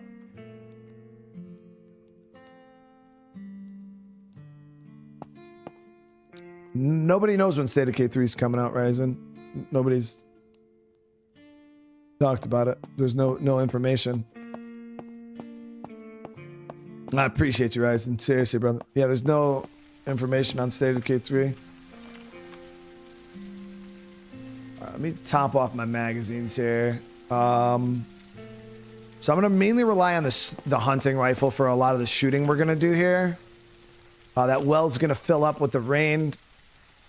I did get a couple pieces of venison. Let's cook that up too. Looked like it filled instantly? Seriously? Nah, it's like a glitch. It's like, yeah, it bounces from like the actual number. Like, yeah, it's like super weird how that shit works. Michael, I appreciate you. Simplify, brother. Do I feel ready for State of K3? Hell yeah, dude. I can't wait, man. I can't wait.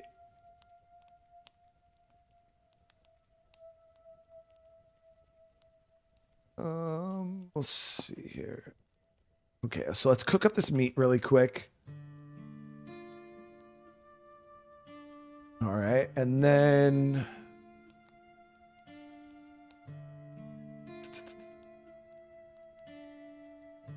well, you know the one thing we haven't tried yet, guys, in this game is the fishing either. We have not done any fishing.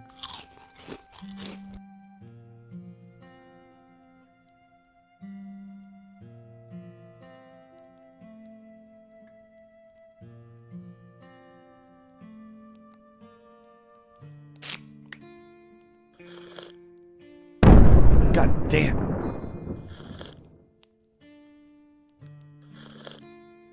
All right.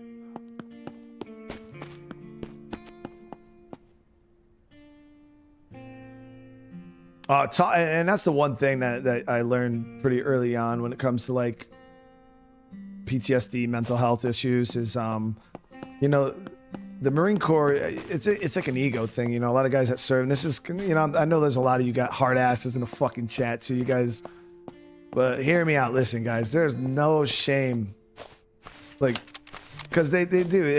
You get trained a certain way, and it's almost as if like, if you come back and you have problems, like mentally, you're weak, like you're a bitch, you're a pussy, like, dude's got to go get help, like you're such a bitch, bro, like, but. Got to understand, like,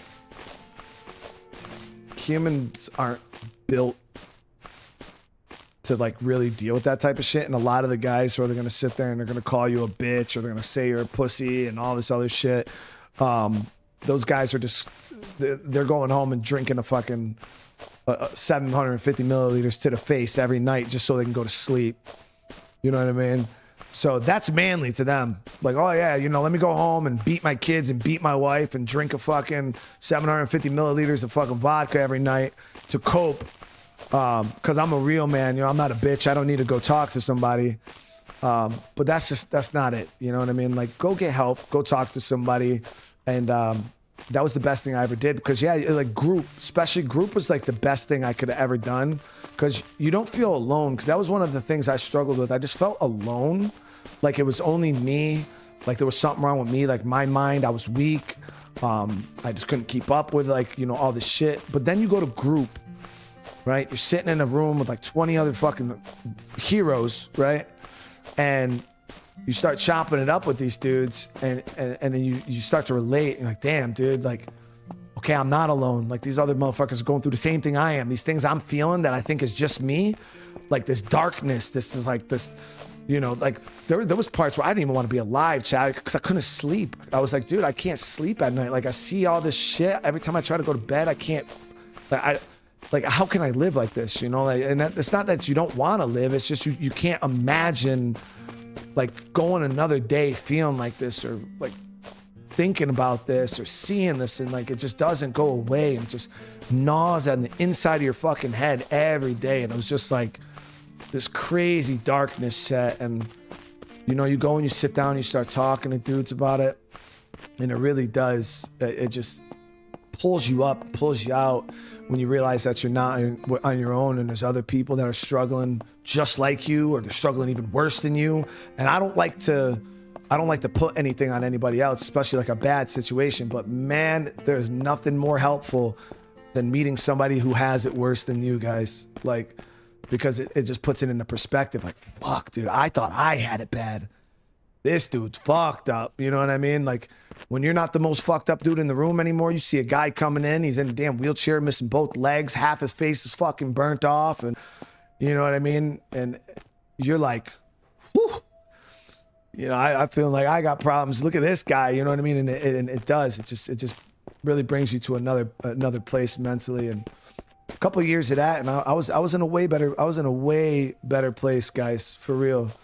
But yeah, don't sit there and try to man that shit up. Like, fuck that, dude. That's dumb. That's the dumbest thing I ever heard. And I used to be like that. I didn't get help for years. I just drank alcohol. There was a point in time where I got in trouble. I was showing up to PT every day drunk. So they told me if I got caught drinking again, I was gonna catch an NJP or an Article 15. And so I couldn't drink alcohol anymore. So I just started fucking down in NyQuil. That's how I went to sleep at night for like a year and a half, chat. Every night I would drink NyQuil just to go to sleep because I couldn't sleep. Literally, I refused. I was scared to sleep. You know what I mean? It's Ryan with the 1 month. Thank you so much. But, all right, guys, let's stop talking about this sappy ass bullshit. Let's kill some fucking zombies.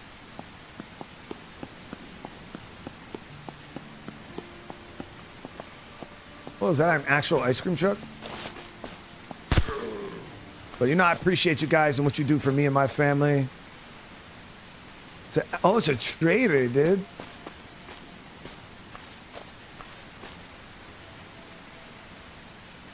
What you selling, bro? Oh, look at that for 76.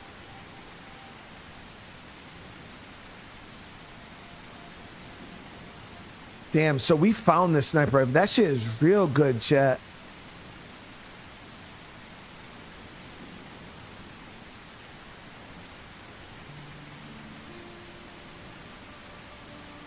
That's a big backpack, dude.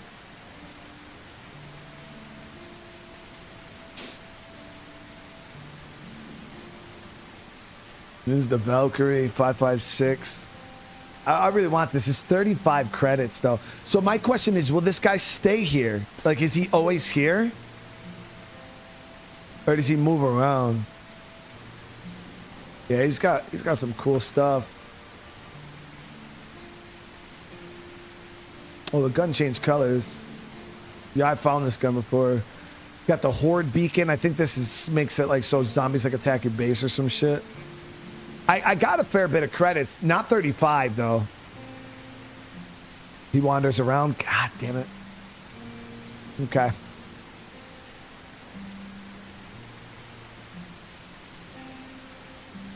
It moves around when you reload. All right, bet. This revolver is cool too. Deadeye. 89 damage. It shoots 50 BMG, guys. It's really good. Heavy military body armor. It's good protection. This one's real good too. These are only 15 credits.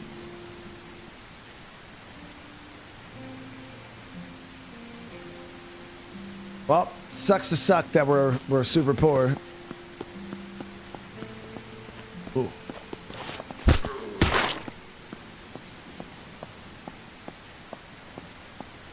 Someone said something about ice cream truck. Yeah, now I know what they meant. It's an actual ice cream truck.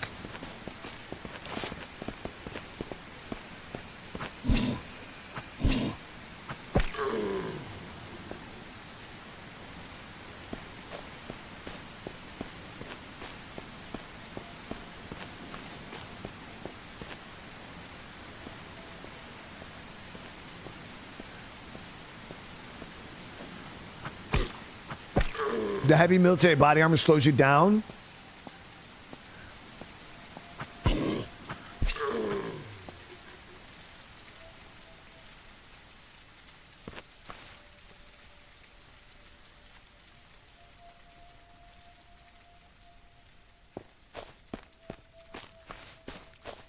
just want to see what's up here.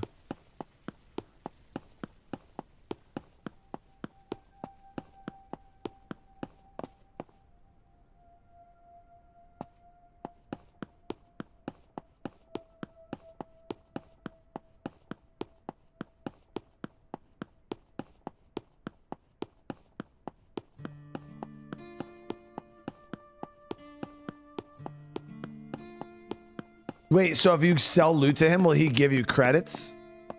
Because I thought the credits you could only get from safes.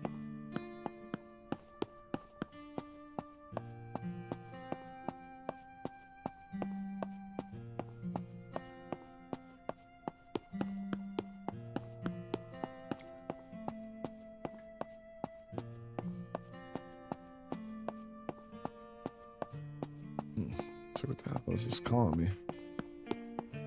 Damn, chat. My daughter ate my last Reese's peanut butter cup too, and that shit. Like, I looked over, I seen the wrapper, and I was like, man, I had plans for that Reese's peanut butter cup. Plans, chat. No, just money. And then she stole that shit. Well, she didn't steal it because I gave it to her, but. Okay, so we got houses up here on the right-hand side.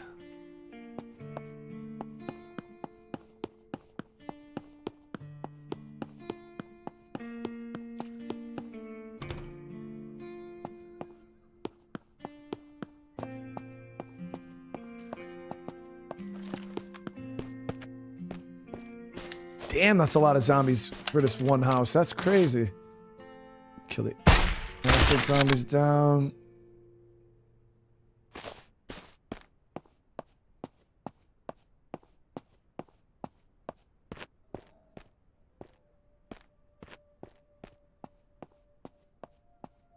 Let's deal with these dudes. Bosses drop credits too.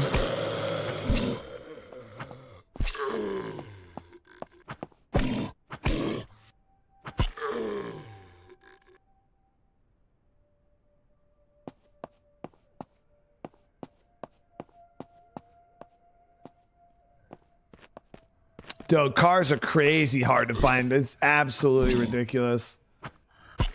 Yeah, we've had no luck. I'm not even looking today. Today we're just hitting POIs, trying to get some loot. I want to get a nice stockpile so we can start hitting some of the harder POIs. Get some like gunpowder and things like that.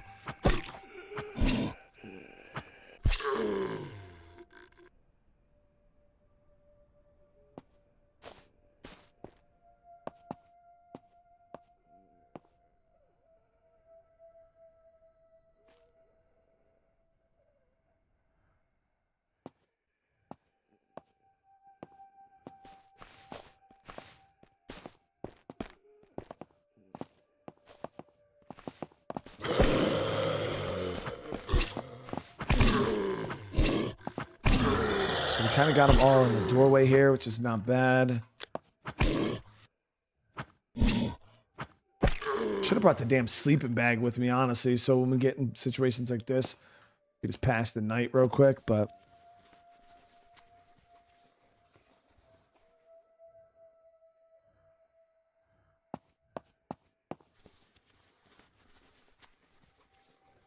Just bought a whole bag of Reese's in the freezer, dude. I ain't never ate a frozen Reese's. Is it good? Oh, Colin, oh man, like you guys, I thank you guys for being here for me, man. What you guys have done for me mentally, and you know, it's more than I could ever ask for, dude. Like, I can't even explain what you guys have done for me, this community, and you guys are awesome, man. I could have bought bolt cutters, Moga, yeah, for sure. I don't know why I didn't earlier. I did see them, and then I just didn't buy them, which is stupid, but...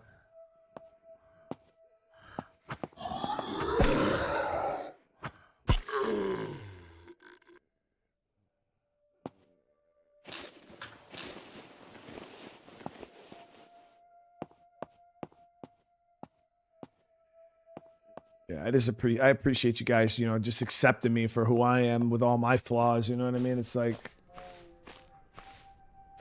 I'm far from perfect person and probably not the most entertaining guy, but you know, you guys go out of your way, you guys help me out, you guys support me, and it's awesome. So thank you.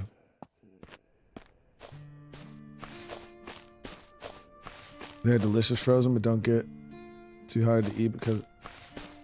See, I mean, I'll have to try it, Russian.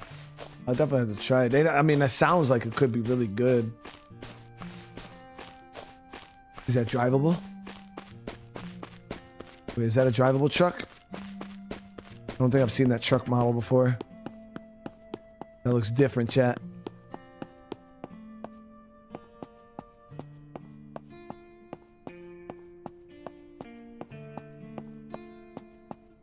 Don't slay me.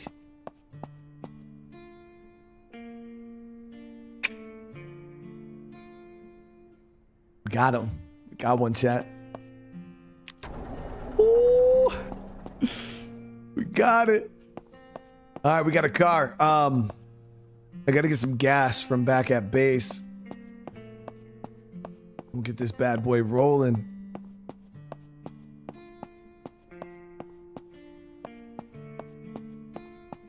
All right, so yeah, we're gonna drive it back as far as we can. Yeah, I'm happy about this. Doesn't got a lot of fuel.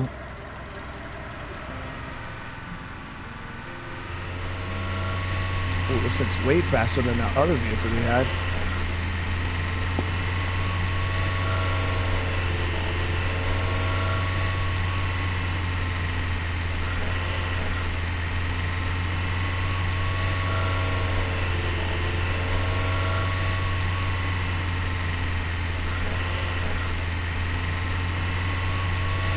This shit's fast as hell, dude.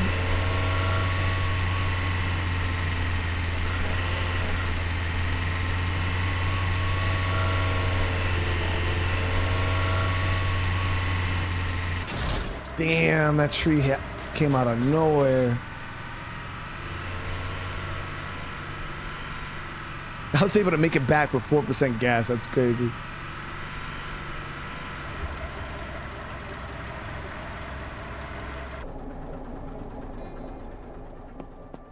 We'll get that squared away in the morning. So this definitely expands our horizons a little bit here, guys.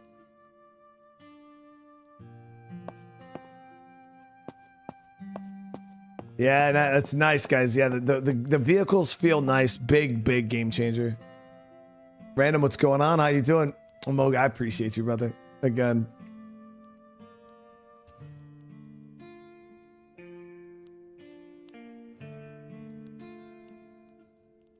Ah, Bone Cake, I appreciate you. Seriously. The vehicles don't repair when you're not. I know. Yeah, it's so stupid how that works. Like, that's actual real life chat. Like, when you start looking for some, even in like games like State of Decay, right? If I get a bounty to go out and kill freaking 3 ferals, I'll never see a feral, dude. They don't exist. But the second I don't want there to be a feral, oh, you better believe they're everywhere. They're gonna be everywhere. It's silly how that actually works. So we're gonna boil up this water too. So the name of the game, so right now, is gunpowder. We definitely need to get our hands on a lot of gunpowder. We're gonna still try to stack some of these little baby resources till we can get enough to make some good money at the trader, which, well, I think my next trader run, we should be able to pull at least, I'm hoping 1,000, 2,000. Be able to sell this too, because I'm not going to keep the crusher, I don't think. So we have 2 762 legendaries, and the one we have equipped right now is better.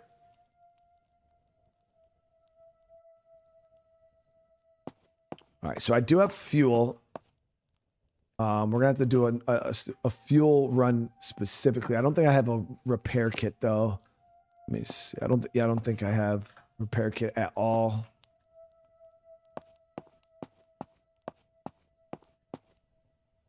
No, but we do got 4 cans of gas. Okay, so vehicle repair kits. What do they take to craft here? Yep, right here. So we need high quality metal and random tools. Now, random tools are going to be the hard thing for us to get. Because I think you just have to loot those, right? Yep. I do have we can get some high quality metal though. That we will be able to do. Get all this scrap. I'll actually be able to get a decent bit of high quality. We only got 1 thing of random tools.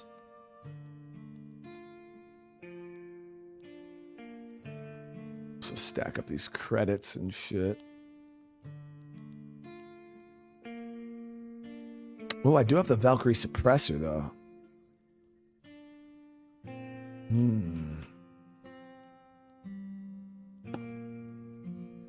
Oh, that's the crusher, not the Valkyrie. Never mind.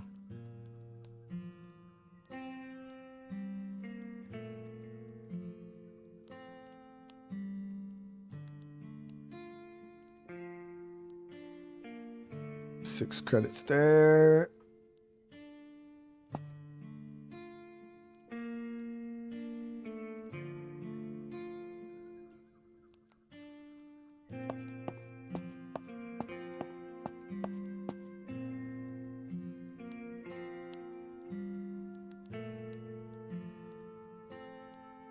So I got 7 credits altogether, guys. Not as much as I thought, but it is what it is. We could swing over to we'll swing over to the trader though. I'll grab that those bolt cutters. All right, so we're gonna go ahead, get some high quality metal crafted up. We're gonna need a fair bit of this. Do yeah, like 20 of them. All right, so we got 20 high quality metal. And then I'll make 1 vehicle repair kit, because that's all I can do.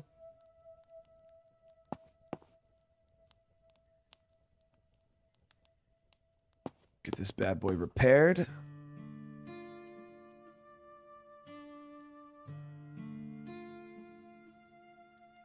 Mike, I appreciate you.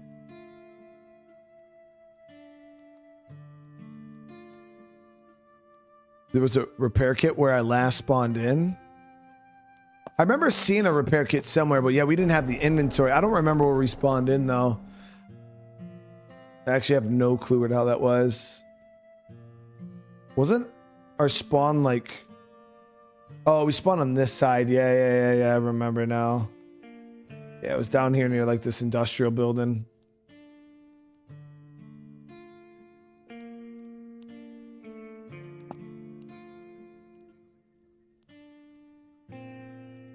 Okay, so we'll do... It's me. Thank you for the membership, man. Welcome to the fam. Yeah, the bottles on my guns are makeshift suppressors, yeah. All right, we'll do 2 cans of gas. The fuel usage in the game seems pretty decent. Yeah, we have not found a GPS yet. No, I've hit a couple different military sites and we have not found one yet. I was thinking about messing around with the supermarket up there. I don't know if there'll be a abandoned like high quality tier crate there.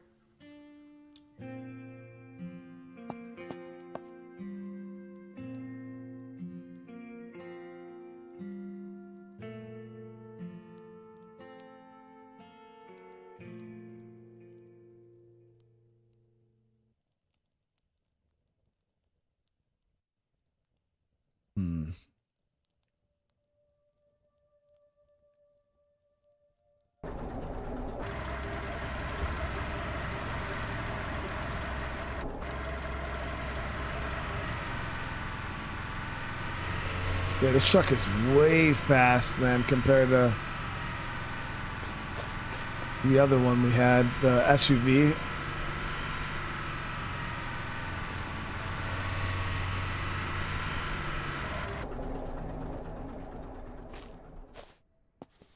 So we're gonna make sure we're on the hunt for gas now.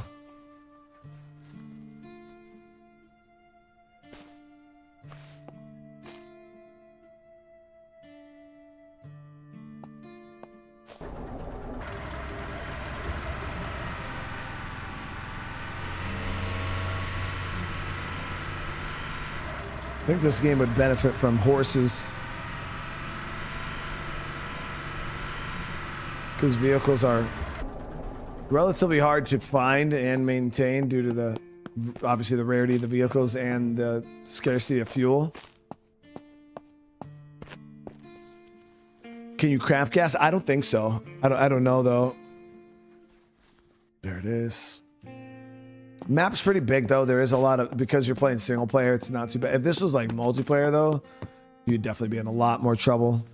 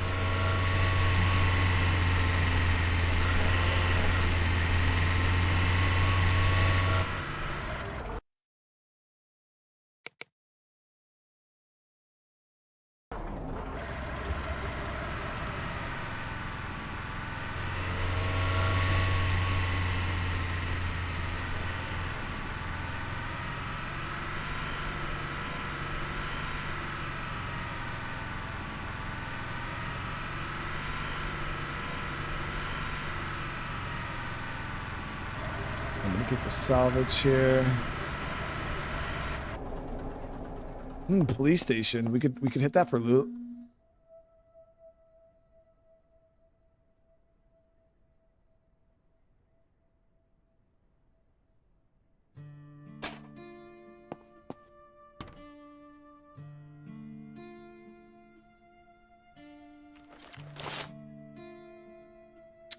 Radiation zombies. It looks like we might be able to get in this right side here. A lot of the zombies are far into the front here, but yeah, we got like an irradiated freaking sprinter right there.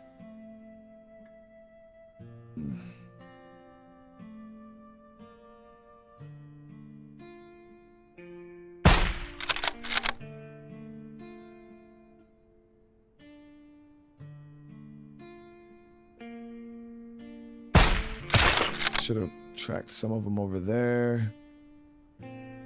So if this one goes over this way, we might be able to hit this one and attract the zombies more this way. Ooh, there's one inside the police station.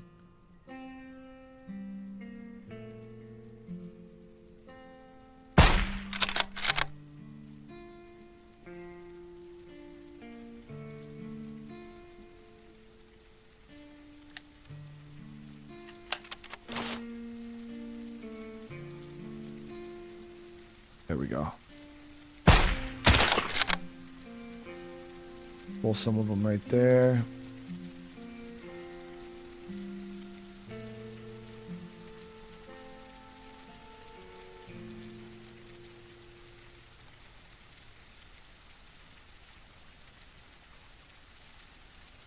a couple inside that we got to worry about, and they're the green ones, so they're a little bit more tanky.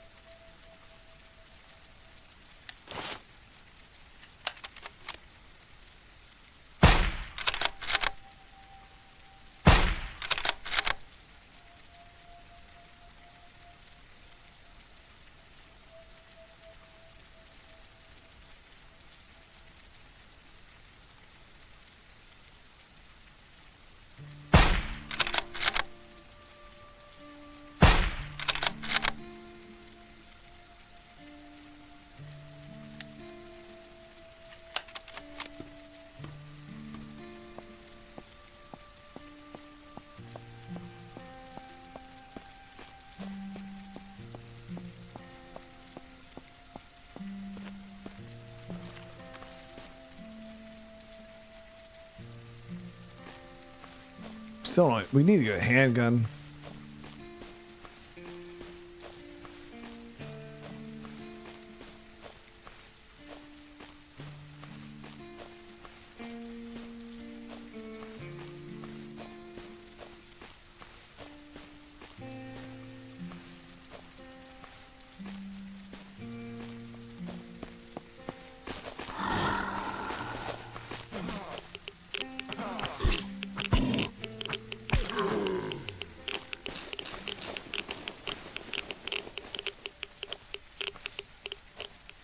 Took a lot of radiation right there.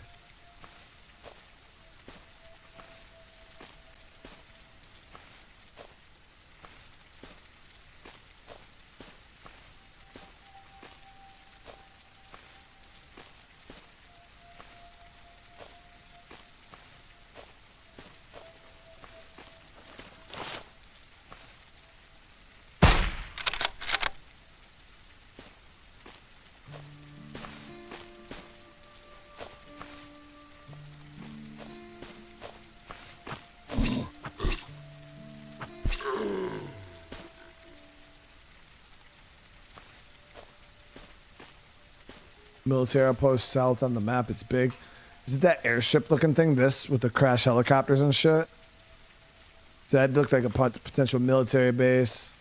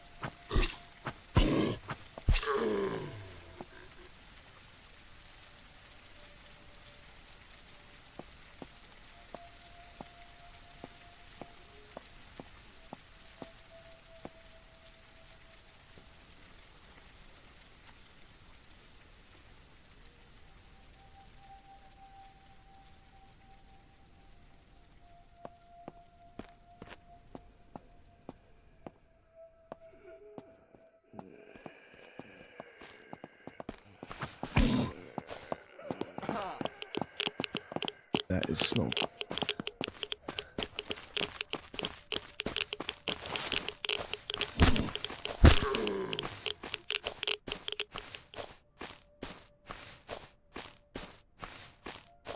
Radiation is no joke. I wonder if I'm wearing a gas mask. If that will like save me from. Oof.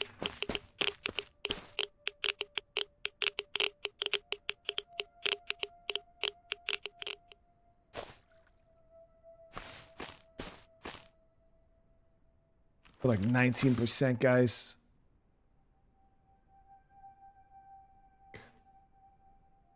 We should be okay. As long as we keep these dudes at a distance, we should be okay.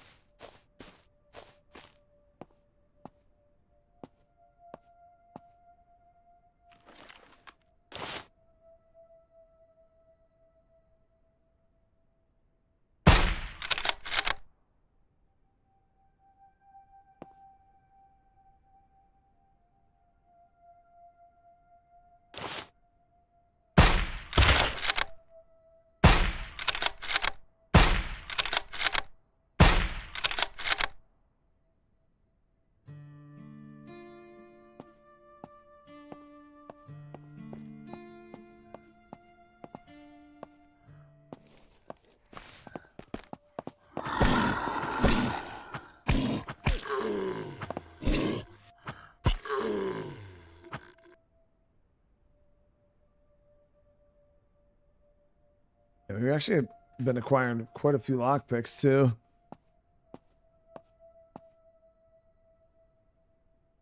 It will help with the, okay, so it doesn't help with the damage when you get hit, but it helps with the green smoke, okay? Because yeah, we're pretty close to, this is the same situation we got ourselves into last playthrough too, was our radiation, but I have a major health kit back at base, but we needed rad pills. And see if we can get some kind of medical from here that might help us out.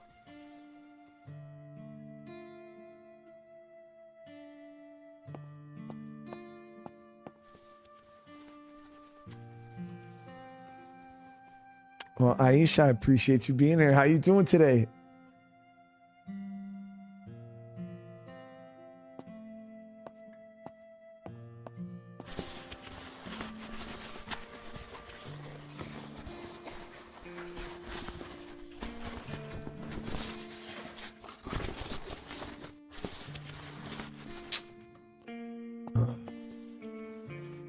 Come on, baby. Give me something good.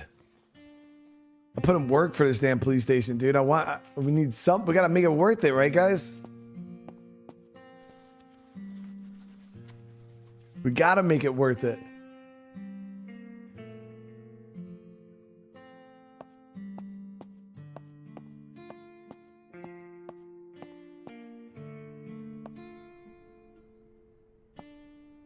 Gonna need bolt cutters, I guarantee it.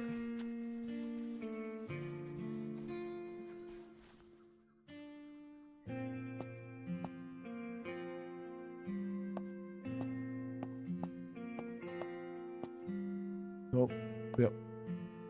So this one we can open.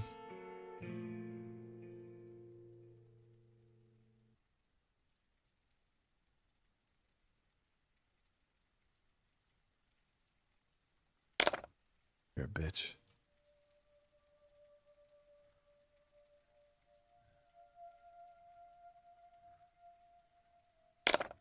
Come on, stop playing with me.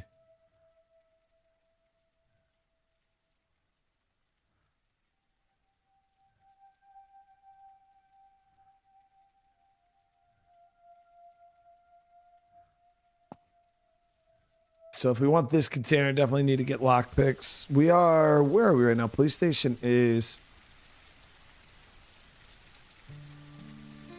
we need the bolt cutters for that.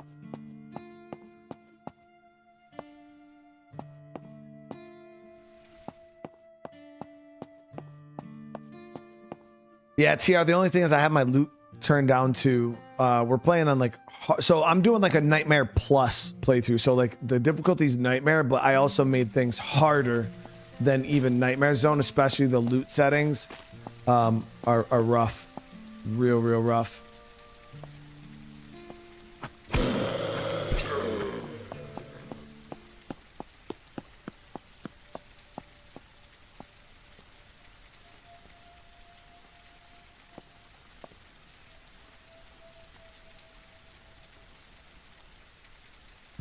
I was just like, dude, my fucking name. I hear you on that. Oh, so we got a makeshift suppressor here. Damage fall 30%. I wonder if so it's the same as this one, but it's just a different look. So it's like if you don't want your shit to look like, and it's smaller.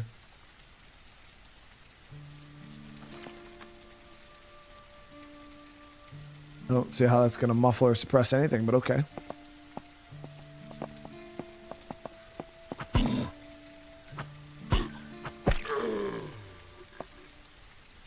That was one of the things I learned early on when I started YouTube, and so I was like, oh, I want to be transparent. You know, I don't want to like hide behind like a moniker, or like a fake name, you know, like not saying there's nothing wrong with that. Like obviously a lot of YouTubers do it. And I was like, I'm just going to be me.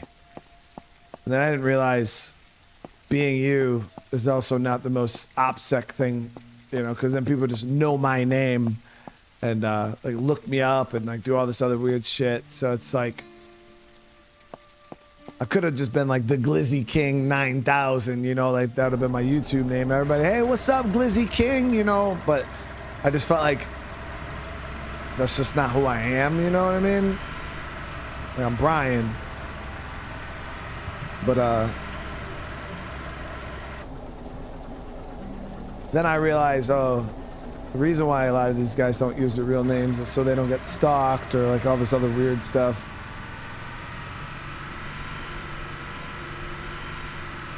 Not the throat goat. Oh my God, where are you guys even getting that from?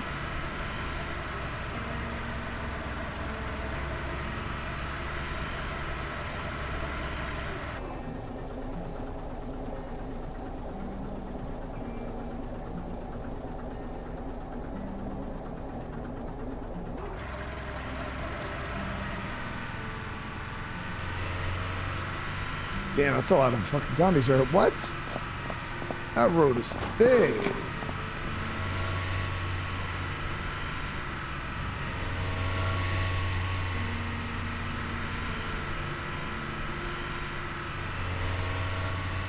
So I've been trying to hit some military loot so we can get our hands on the GPS.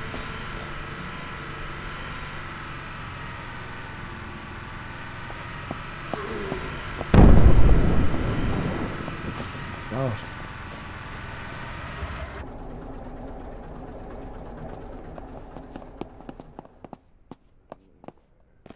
Okay, so we got a group of bandits over here.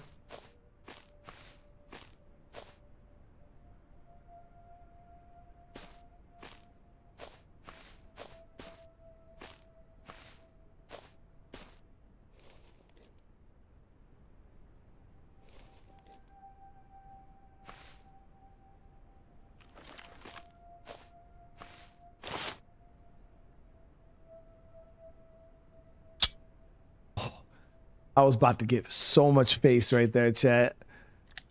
So much face. That guy, we gave him an extra 10 seconds. Breathe that good air.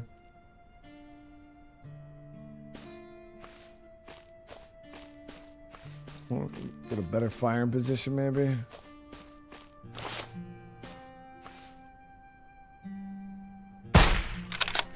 Base. Base. Base. Base. Base. Base.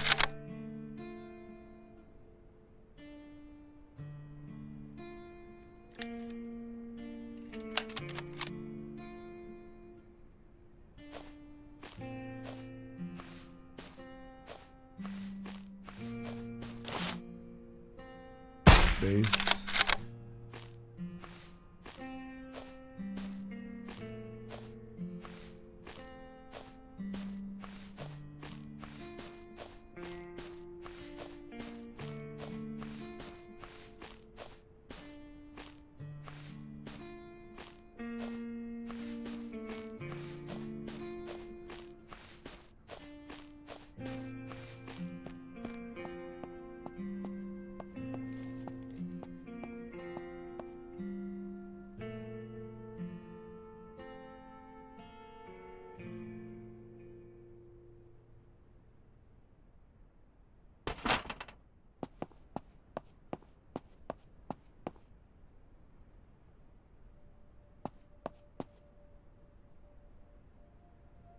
Bad.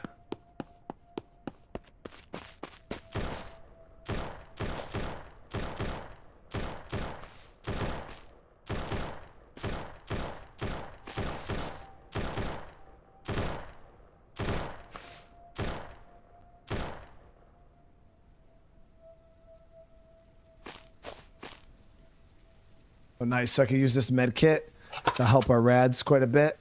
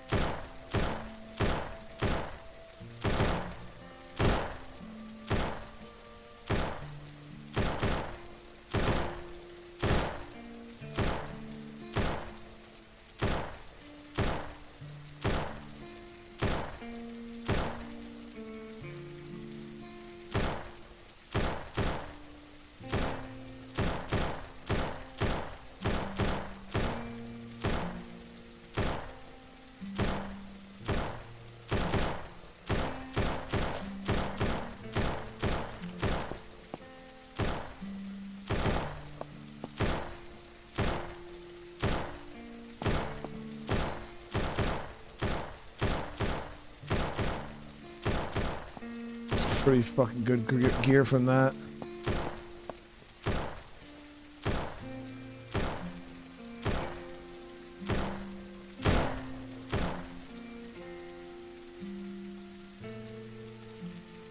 So not the greatest loot right there. 5.56. Yeah, so we got this 7.62 gun, no ammo for it.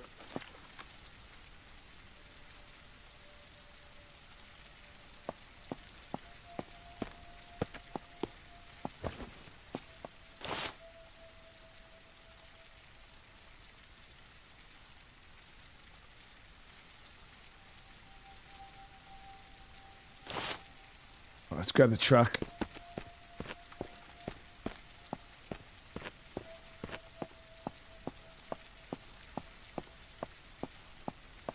Yeah, it was a nice helmet, nice vest. Definitely good kit right there. Oh, you're a whole bitch.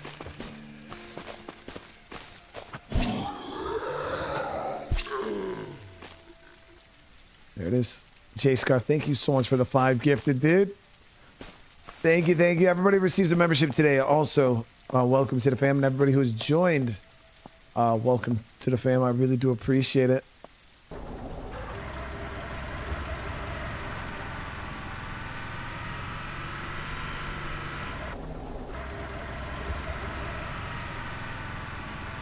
I'm gonna kind of play it safe here. I heard the shots. I don't know if those are survivors or...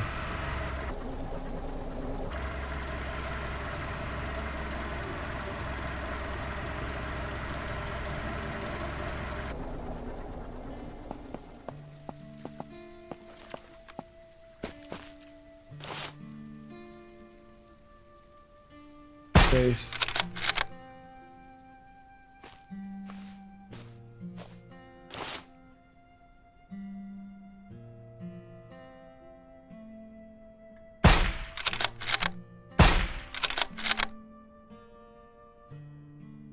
A lot of bandits, dude.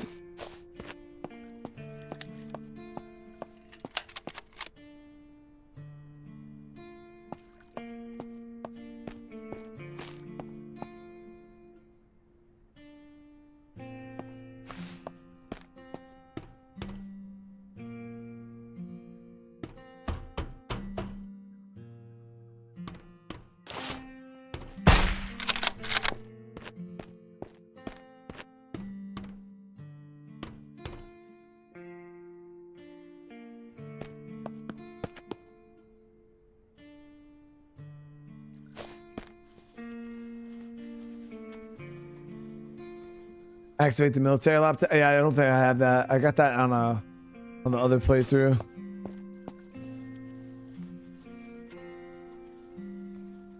Hopefully we can get one on this one. I mean, I guess if we never see one, we could go back over to that and activate it. But I think it was like some rare loot drop or something like that that you can like activate, and it's like timed.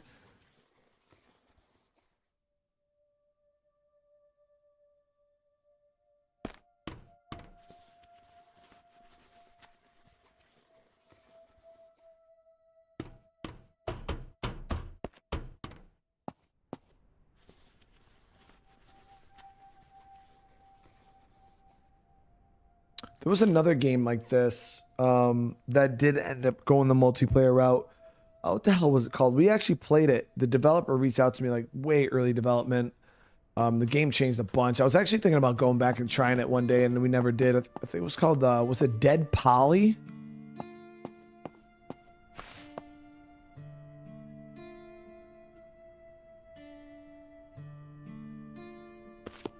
But I think the games went two kind of different directions. I don't know. I haven't played that game since that one time we played it way back in the day.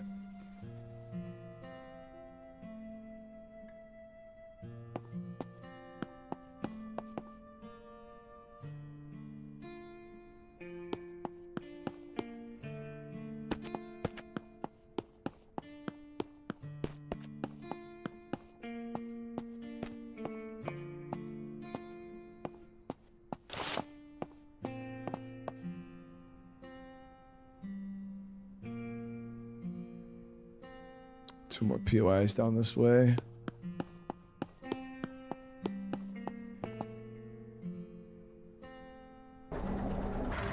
Dead Poly is a bit like this. Yeah, I remember we played it back in the day, and that was it. I haven't checked it out since that one time.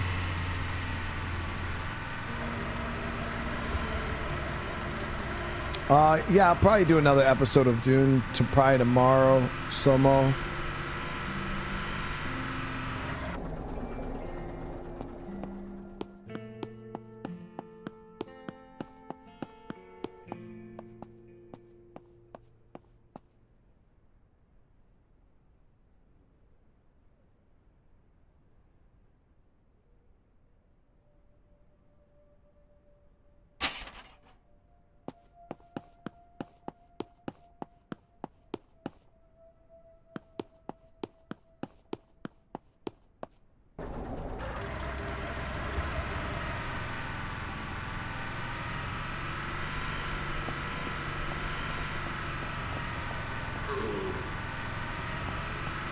This car's a lethal zone squishy for sure.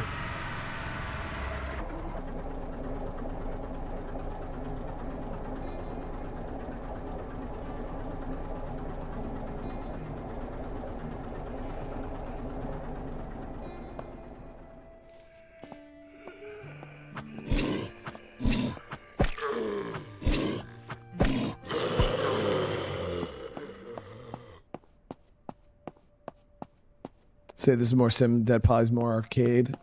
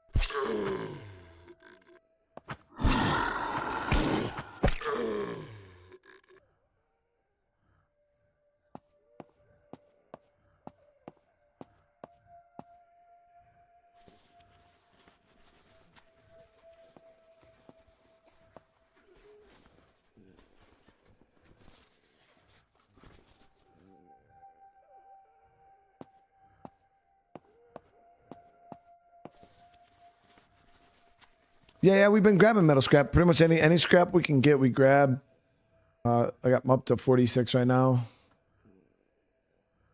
Yeah, the metal scrap's used in a lot of the crafting.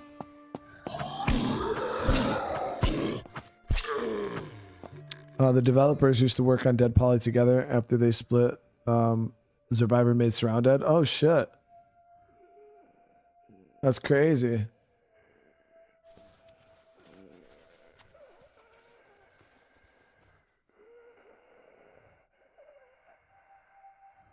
All right, so we got big water jugs. My thing is I wanted to try to explore the bunkers with the key cards. I just don't know how to do that.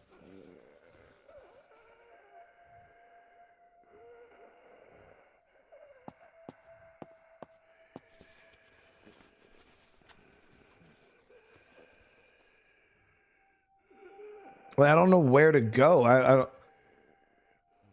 don't. Obviously, we probably need a GPS.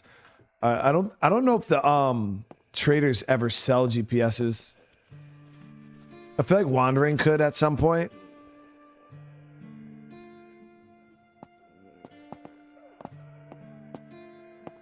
That's why I figured we got to find the damn bunkers first, because I haven't seen a single bunker yet.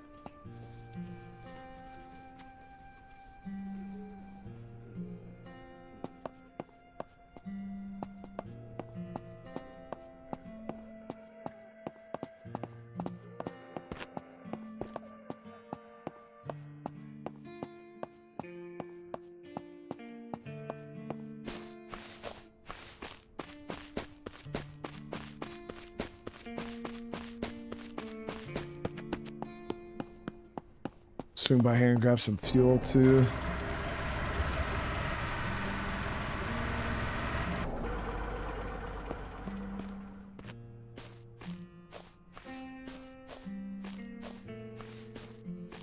Not another vehicle? Are you fucking kidding me, dude? There's no way. Another drivable, chat. That smoking one right there.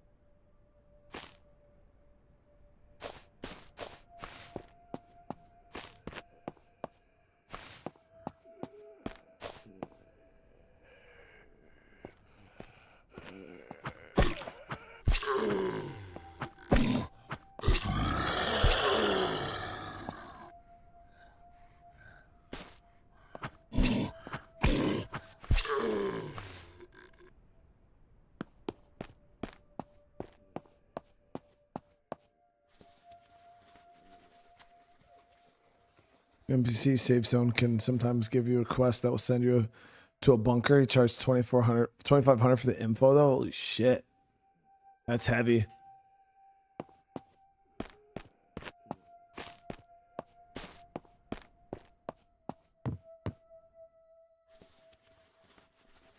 See, chat, we spent all that time, right, last episode looking for a car. Today we're not even looking for them. We found fucking 2 already. It's just how it works. I don't know why life is like that, but that's just how it is. It's so weird. Looking for something, you'll never find it. Stop looking for it, appears immediately. But it's like you can't trick it either. And pretend you're not looking for it no. It knows. It knows, chat. You're a whole zombie, bitch. Oh, he's trying to sneak me.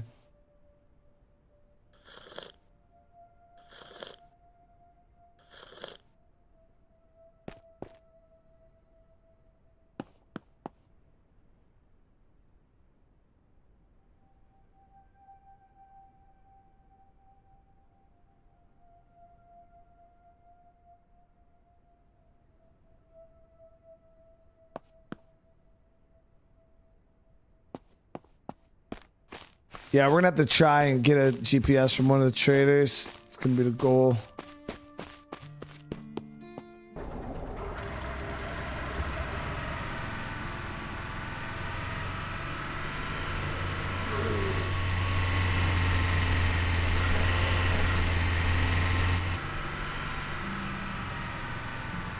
It's a big building.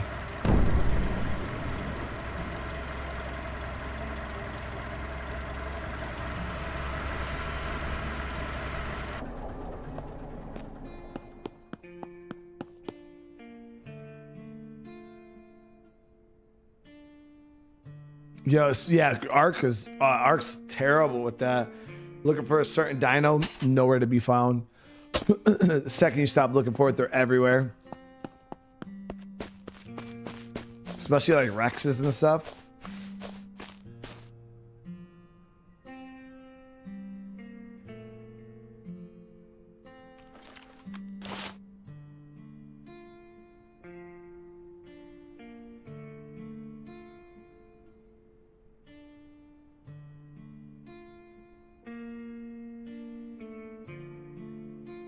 Pretty big building here, pretty big POI. So we're right on the corner here. It's this large location right here.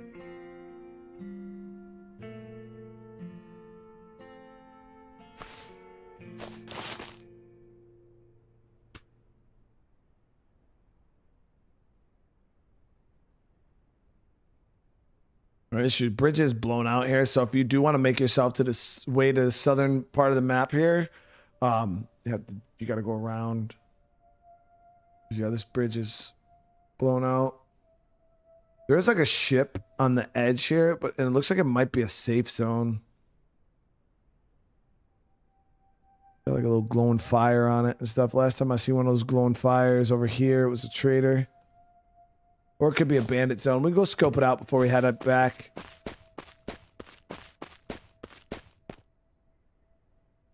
Hold on. All right, give me 1 sec, guys.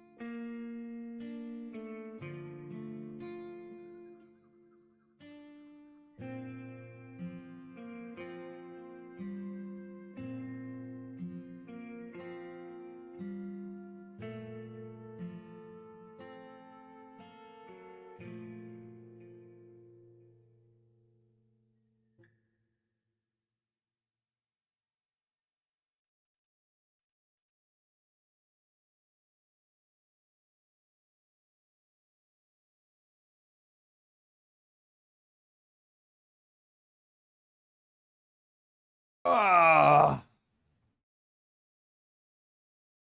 I had to grab a snack real quick.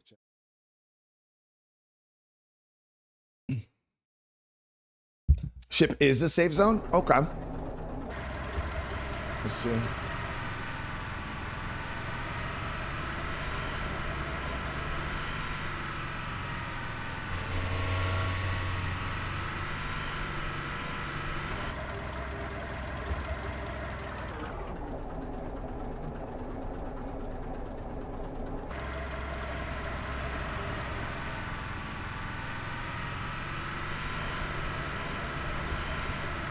Look at a little road here, but you can barely make it out.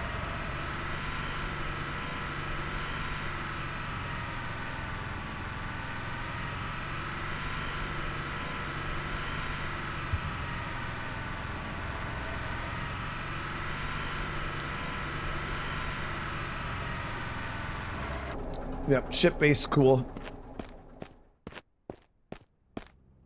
Jay, tell me if they had a base like this in State of Decay, you would not base there. I would easily, dude. I think ship bases are so smart because like generally there's only like one way on, and then you could just like drop it and wait for the zombies to go away, and they can't go in the water.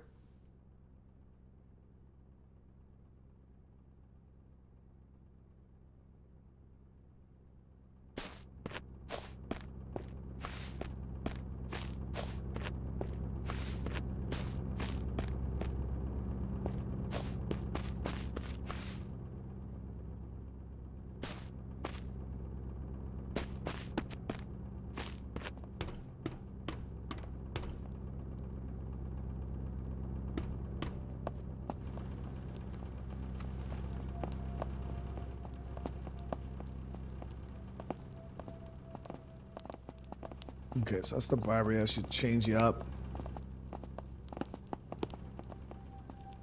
Black market, dude. Yeah, so this guy you can buy credits off of.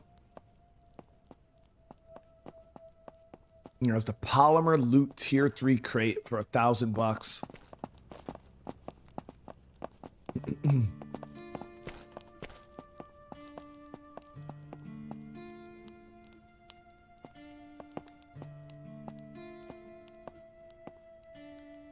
Got a handgun here. I was talking about getting a handgun and binos.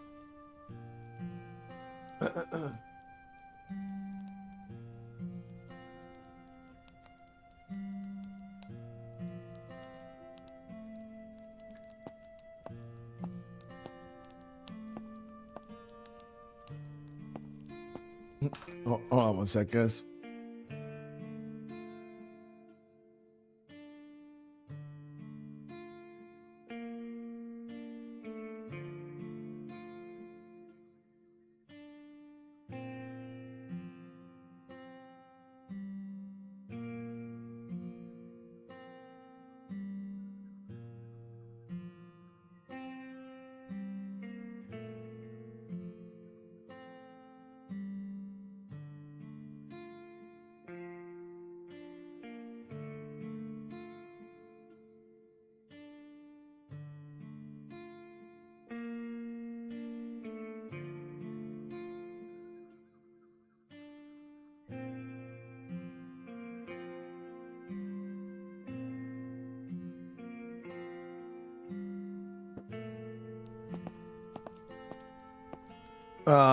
That crate is worth it for that amount. For 1,000, it's not bad. Let me see. So this guy, I was thinking about grabbing the handgun and grabbing the binos. And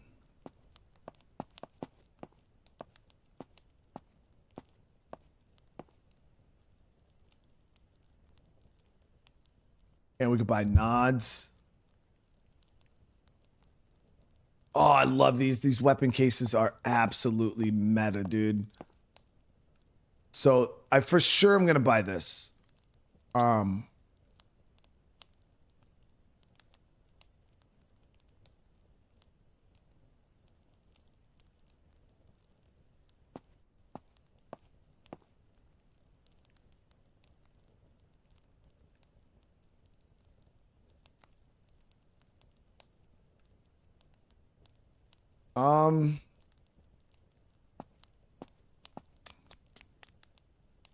Yeah, this case is awesome.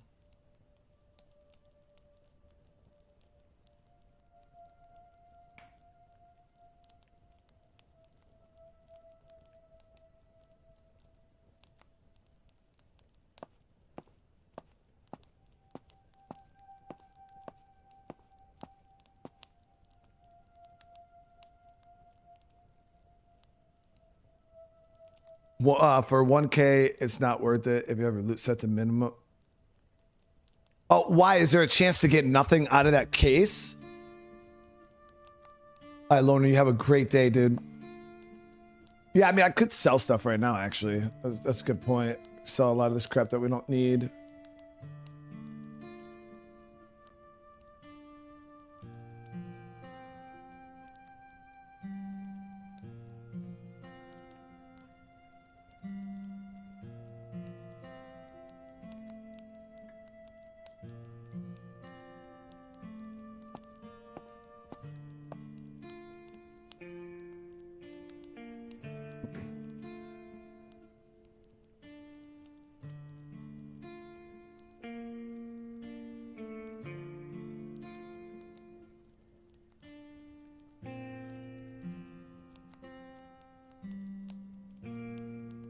Yeah, I got screwed over by that plumbing company. I told you guys how they showed up at my house and they charged me $1,000 and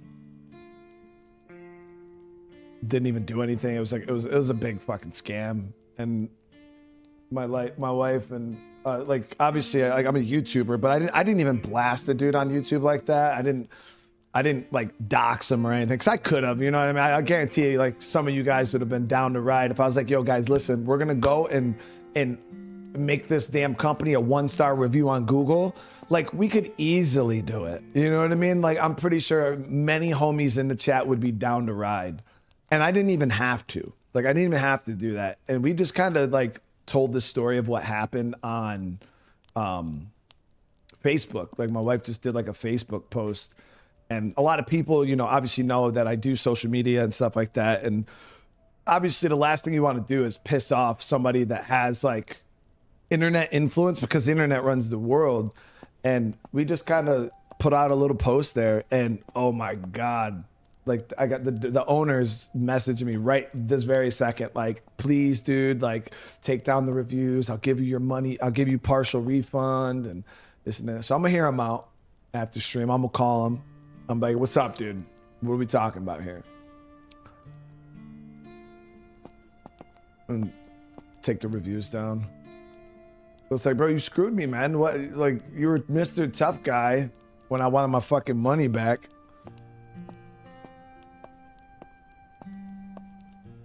And it's like, bro, I didn't actually even do anything to like try to hurt him or anything like that. I was mad chill about it.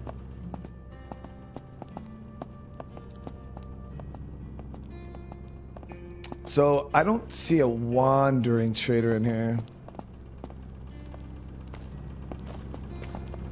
I don't know what he expected. I don't think he understood like who I was and like what I do and what I could do. So he kind of was just like, yeah, let's just like, let's just screw this dude over. And it's like, bro, you kind of chose the wrong one. Yeah, so I don't see a wandering trader here at all.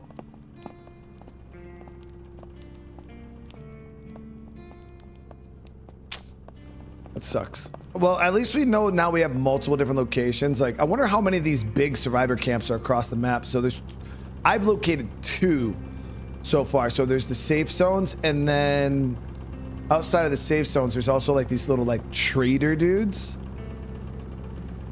So does anybody know around the map how many are the giant safe zones? Because that would actually make things a bit easier for me, because I can go around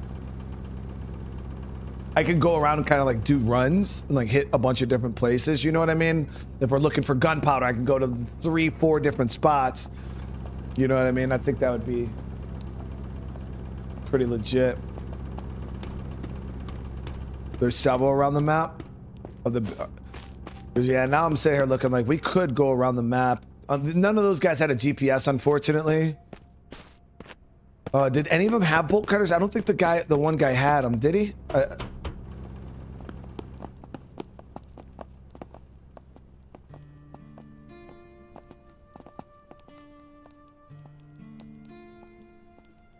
So I was thinking about buying this, but I guess we'll do it. Fuck it. We'll spend the money. We'll spend the money. Crappy thing is I just sold my suppressor, didn't I? The extra suppressor I had. I wonder if I could buy it back. Doesn't matter. No, we can craft one super cheap. We can craft an extra suppressor super cheap. Bolt. Yeah, none of these guys had bolt cutters. Jamie with the 12 months, dude. 1 year, bro. Love the content. Keep up, please, and thank. I appreciate you, brother. Look south of the map.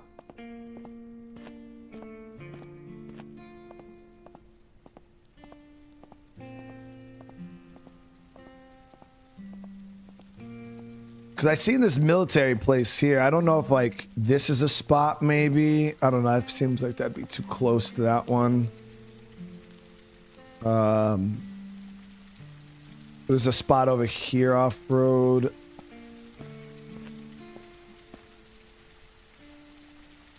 I mean, it really could be anywhere. They're just like little off the grid spots, so.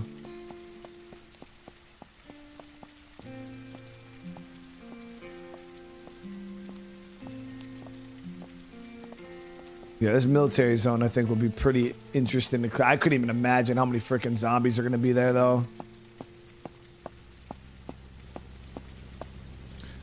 The one you point at is a bunker near the airfield. Oh, this spot here. We could go scout that out next stream. I don't know how crazy it's going to be over there. I do want to stop back at base, dress up my 9mm, but yeah, we got to get our gun dressed up. But man, that was the thing when I started this game, because you see the map and you're like, kind of looks kind of vacant. Like there's not a lot of like going on, but like, I think it's just the scale. It's a big map. It really is. It's a pretty big map. And And then once you start actually moving around it and like you look like this town, like you say, oh, that doesn't look that big. But when you're in the town, it's actually feels pretty good size. You know what I mean? Especially like the one up here, like that's a pretty good sized town. Like it does feel good. It does have nice urban areas, which I appreciate. Cause yeah, when you look at this, it just looks like it's a lot of green, but then when you actually get into it, it's nice. It is. And I'm pretty sure there's going to be more map expansions. You could tell just with this location up here. I don't know if there is something here, but you could tell that there's probably going to be something up here. Because there's 2 blown out bridges, and this looks like toxic water almost. So it'll be interesting to see what he does with that. But there's a lot of space on this map down here. It looks like there's a big area here that he's going to probably do something with. Tell just by the way the road ends going into this big open area here. He'd probably do something with this. A lot of space here for him to work with.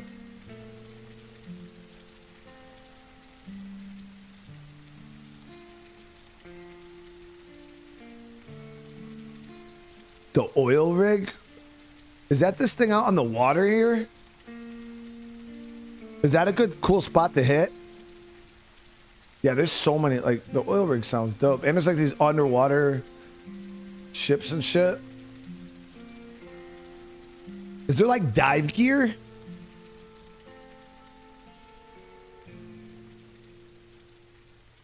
Does anybody know if there's like dive or scuba? So I'm like, yo, how the hell do you go underwater like that?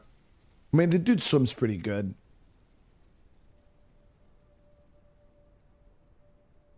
Yeah, I might buy those MVGs.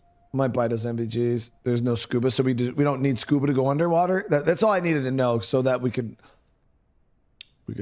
kind of, okay, no dive gear. All right, cool.